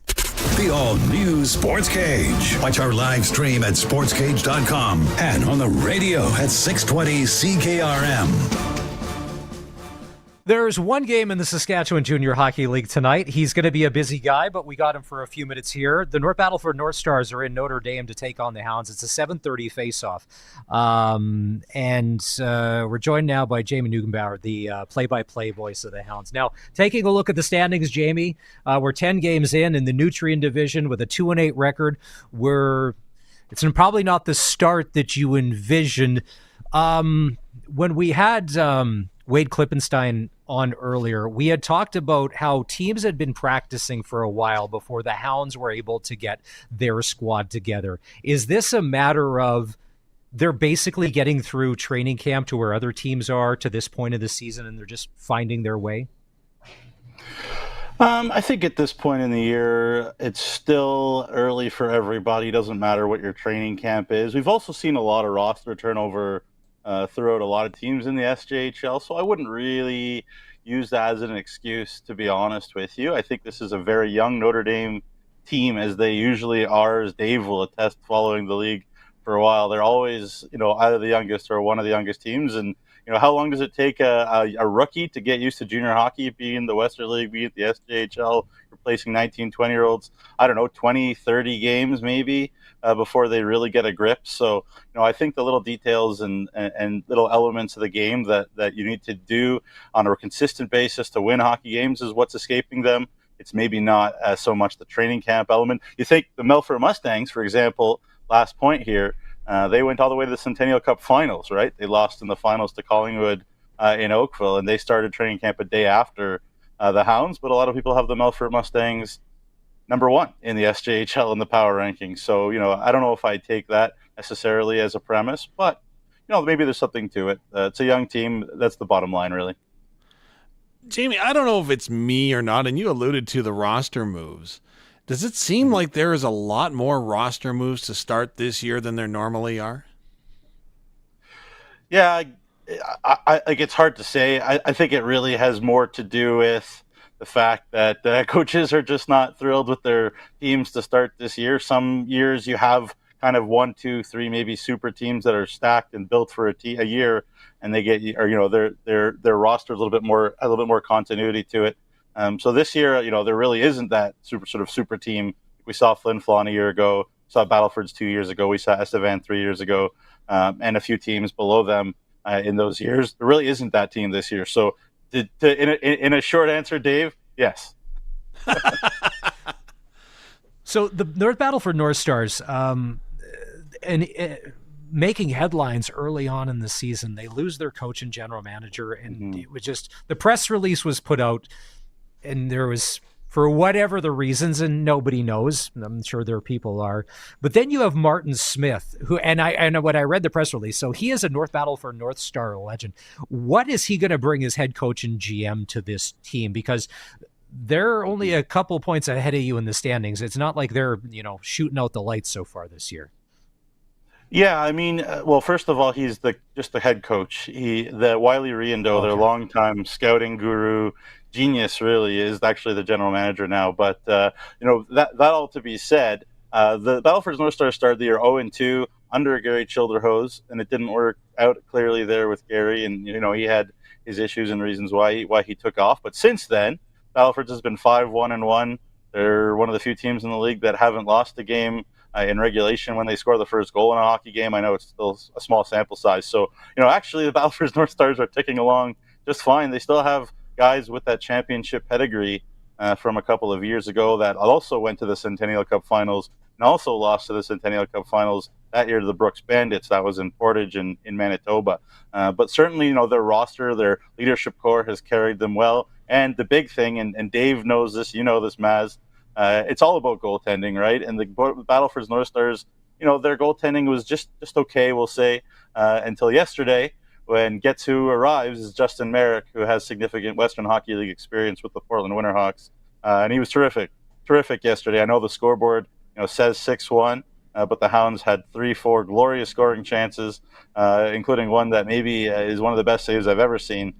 So, to answer your question, I think the Battlefords North Stars are doing absolutely just fine, and Marty Smith is, doing a good job as well. You pointed that save out on social media, and that got me this morning. Like, how did he do that? But what we saw about 42 minutes ago here in downtown Regina was the Battlefords bus just pulling out of the hotel, so they're obviously headed your way. This is a back-to-back scenario for the Hounds, and I've seen it a couple of times in the schedule this year where a team will come in on consecutive nights to Wilcox. I think that's a cool opportunity for the Notre Dame Hound players to see the same team and then continue to learn. Like you mentioned, they're a young roster, so you get that opportunity to evolve just one night later. Is that a big advantage? It's an advantage. I don't know if it's an advantage. I think the ice surface here should be an advantage. It's an Olympic ice surface. Teams don't play on it. I think it's neat for me as the media guy to really dig into a roster and get to watch a team over 2 games. And, we aren't really seeing either Marty Smith or Brett Pilkington for the Hounds change their rosters over much. The Hounds have, took out 2D, brought in 2 different D that are, maybe sort of 2 top 4 D tonight. So the Hounds hope that the roster is a little bit more strengthened, perhaps. But yeah, it's very interesting to see. It kind of makes it a little bit of a playoff series, Dave. Like it's interesting because you get used to that. Coming in here and it's exciting to see the same team and see how maybe the game is different. But other than that, it's another hockey game. You can only take it one period at a time, and the Hounds are certainly hoping that it all goes very differently than it did yesterday. Well, in Wilcox, it's one of the most impressive hockey rinks you're ever going to walk into when you see that wall of fame and see all of the alumni up there, no matter what the sport, and you just keep going and going and going. So Wade Klippenstein comes into the role as director of hockey for Notre Dame a few months back. What have you seen that he's done in a positive way as far as since joining? Well, it's funny, he's rejoining as a Hound or coming on board in version 2.0 in your estimation and what you've seen. Yeah, it's a great question. The way that I've seen it with Wade is he's a people manager in maybe a way that we haven't not had in the last couple of guys that have come in and inside of that chair. And obviously I have great love and respect for Dave Struch. I'm sure he's a guy that you guys know, with his time with the Regina Pats and around the Western Hockey League, and he was a great guy. But he was a hockey coach, and that's how he tried to handle this whole apparatus here at Notre Dame, which is one that has a lot of moving parts. And then before him, Ethan Morrow, the former NHLer, was in that seat too. Again, hockey coach, hockey, trying to get people to do this and go over there. And people are used to following my directions and whatnot. So yeah, no shots at those guys. But I think Wade is doing a terrific job, just handling people, speaking their language, speaking to teachers, not just hockey people. There's volleyball here, there's football here, there's soccer here, there's all the sports. So you can't just handle everybody like you're a hockey coach. And Wade is handling it a lot more like a CEO, I guess, in terms of moving all the moving pieces like they should, with with a little bit of gentleness and composure. And that's the 21st century, and you guys know that, right? Like, you need to speak to people with a little bit of respect and dignity. Not that those other guys didn't, but Wade has a great handle on sort of the human resource element of it. So he's doing a great job. Doing a great job, I think, is the entire league in the idea and the motto, stay here, play here, right? Keeping the local Saskatchewan players at home in the Saskatchewan Junior Hockey League playing. And obviously, one of the many benefits that there are to being able to stay closer to home and play Junior A hockey is the opportunity to, of course, advance your education and playing NCAA. Jamie Neugenbauer, you've got probably your fingers closest to the pulse of the entire league than anyone that I know. There are waves in the Western Hockey League and the CHL with the opportunity, it would seem, that the NCAA is going to allow major junior players to play NCAA hockey. What is the feeling around junior hockey and the SJHL? Yeah, I mean, it's increased competition. There's some people that are upset about it, saying, we're going to lose kids, and it's going to be a lot harder for our teams and players to get those NCAA premium scholarships and whatnot. I just think, competition is better for everybody. You got to have a good program. It's all about relationships. Recruiting is about relationships, being it football, be it hockey, be it soccer, whatever the sport is. If you have a good relationship, if kids trust you, their parents trust you, their agents trust you, then those kids will come. It doesn't matter, whether or not the NCAA D1 route is flooded with Western Hockey League kids all of a sudden, because not everybody in the Western Hockey League, here's a newsflash, fellas, want to do homework. Like, that's the bottom line. If people go to school, you got to have to do homework, right? So that's just the reality of the situation. So I'm not personally worried about it. It's not my job to recruit players, I guess. But yeah, I don't know. I guess I'm sure it depends on the person, but I'm not that worried about it. So last week on the show, we were talking about the true unsung heroes of hockey, and it's parents, it's bus drivers. There's a lot of long trips in the Saskatchewan Junior Hockey League. Outside of Notre Dame, what is your favorite rink in the SJHL to broadcast from? What rink do you look forward to going to call a game? Yeah, I mean, the easy answer is the Whitney Forum up in Flin Flon. Dave knows all about that. There's some great ones. Obviously, Dave, you've been around too, but the Whitney Forum, like, I was describing it to my wife a couple days ago, and I was talking about how it's like you step onto a movie set and it's a movie made to be a junior hockey movie where you just, there's passion, you love it, and it's like a little NHL team up there, and people love it, and everything is geared towards the Bombers. Everything is geared towards Bomber game night at the Whitney Forum. So, just the juice that you feel there. And then just from a beauty standpoint, obviously the Affinity Place there in Estevan, you feel, it's a real professional rink. I feel like there's no question at all that a Western Hockey League team could be there, and the community would get behind it in a great way too. So, yeah, a lot of fun, both those places. I've had, great time anywhere I've gone in the SJ, but those are my two favorites for sure. I like your choices. Dave? I'm okay with that. Dave, I don't know that the words beauty and Estevan have been used in the same sentence a lot, ever, but it just happened on the Sportscage. So that's all I'm saying. Jamie, thank you for your time. It's face-off tonight, 7:30 in Wilcox. North Battleford North Stars taking on those Notre Dame Hounds. Hey, let's break that Martin Smith win streak since he's taken over. I mean, tonight is the night to do it. All right, Hey, we're gonna have music. we'll have you. We'll have you back on the show here. We're the voice for local sports in Saskatchewan. This is 620 CKRM. We're going to take a break. Just a couple of things football-wise. Jeremy O'Day will be on the Coach's Show on Monday on the all-new Sportscage just after 4:30 with Barney. There won't be any more clarity as to who or what, but it's going to be a chance to talk to JL. One of the questions that I had already texted to Barney, I want to know. Like, we see Roland Milligan now as the Roland Milligan that is like the league's most outstanding player.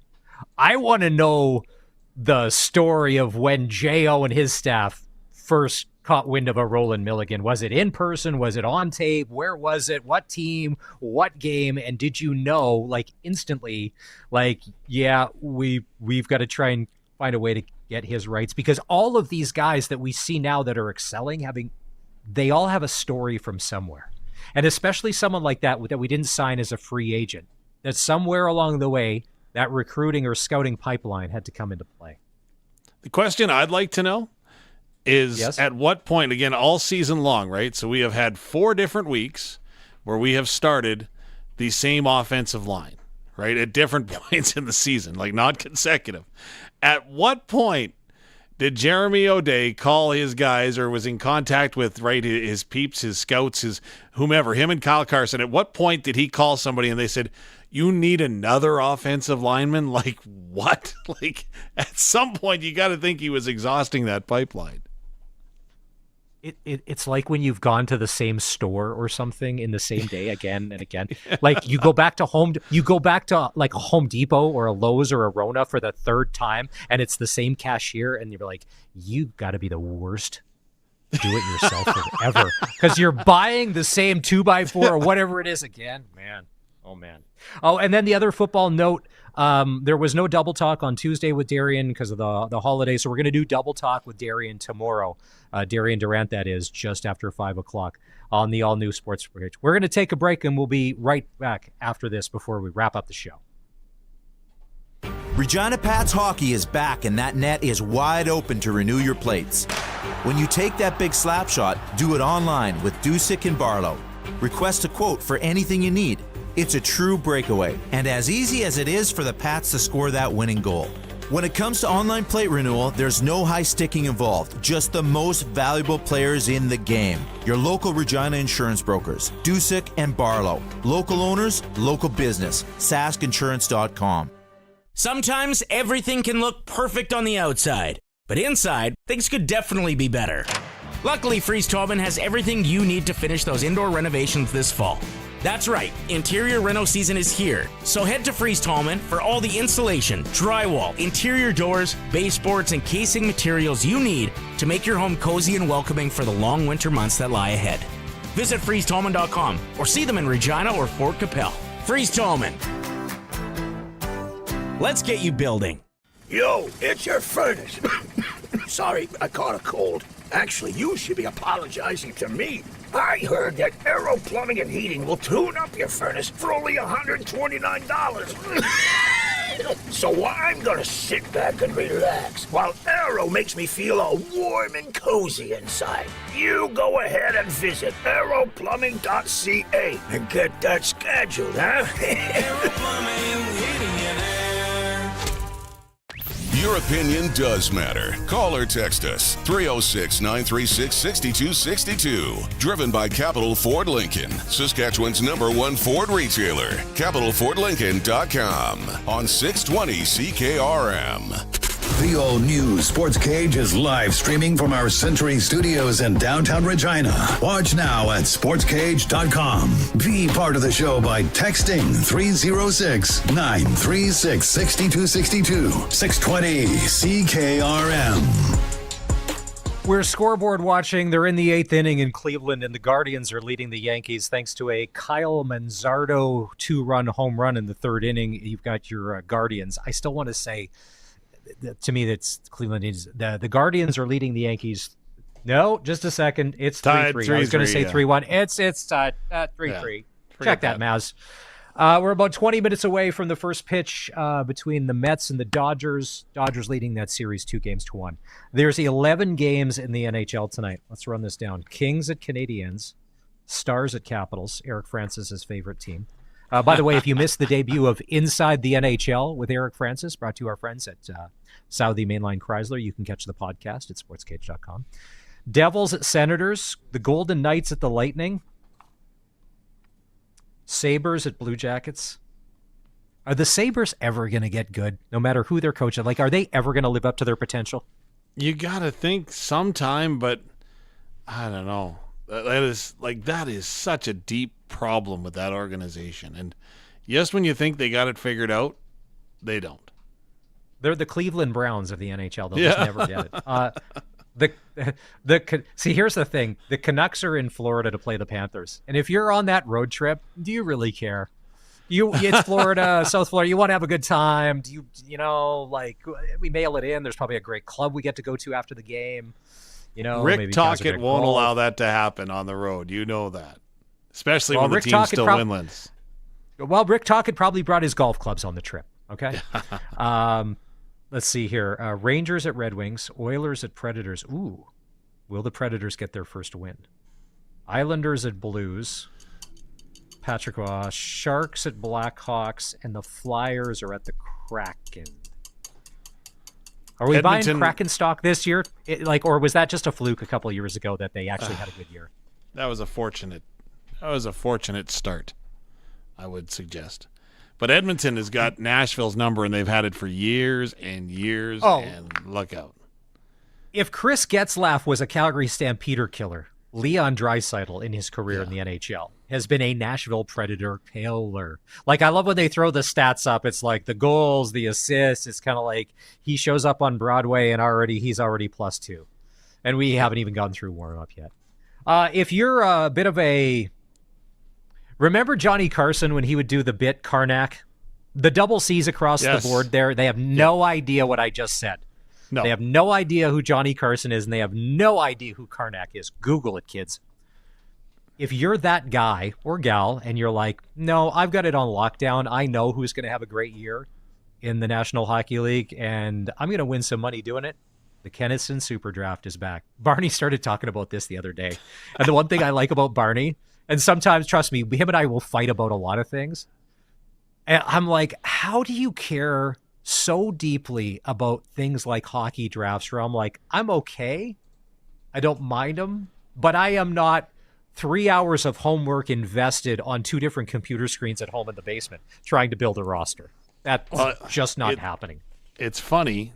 In my left hand, and I don't want to mess up things too much, there's Barney's entry that he left here for the Super Draft. And there's a piece of me that wants to go against every pick that he's made and put in my own. But you know what's going to happen then, right?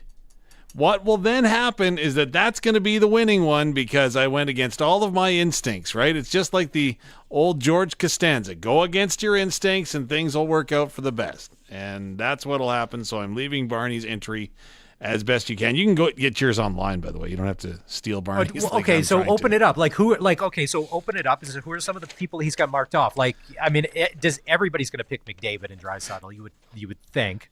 Yeah, that's funny. The only one that he's got a firm, so it's a checkbox, right? So instead of checking the box, he's got McDavid completely covered to make sure that he has got him. So that's one. The other ones are you can see where he's leaned on the pen, but he hasn't actually made the mark. So, again, I would have thought he would have gone with Draisaitl for sure. Who's Barney's team, guys? Barney is he's whoever he can go to there and buy a t-shirt at. I don't know, does he, the other day, all of a sudden he's an Alabama fan. Him and Nick Saban have a connection in the years past. Yeah. And I've seen him so. He's whoever's got the best chance of hitting the money line. Okay, that's what it is, hey? Yeah. Okay, cool. Something like that. The allegiance is to the gambling numbers, not to the actual team. But you know this, Dave. You've been in enough hockey drafts. Those big guys, It's never them. It's those quiet sleepers like nobody can pick that someone will pop off and have a career year, and you just randomly took him, and that's what will end up putting you over the top. I noticed there's a mark, but no indication that Sidney Crosby.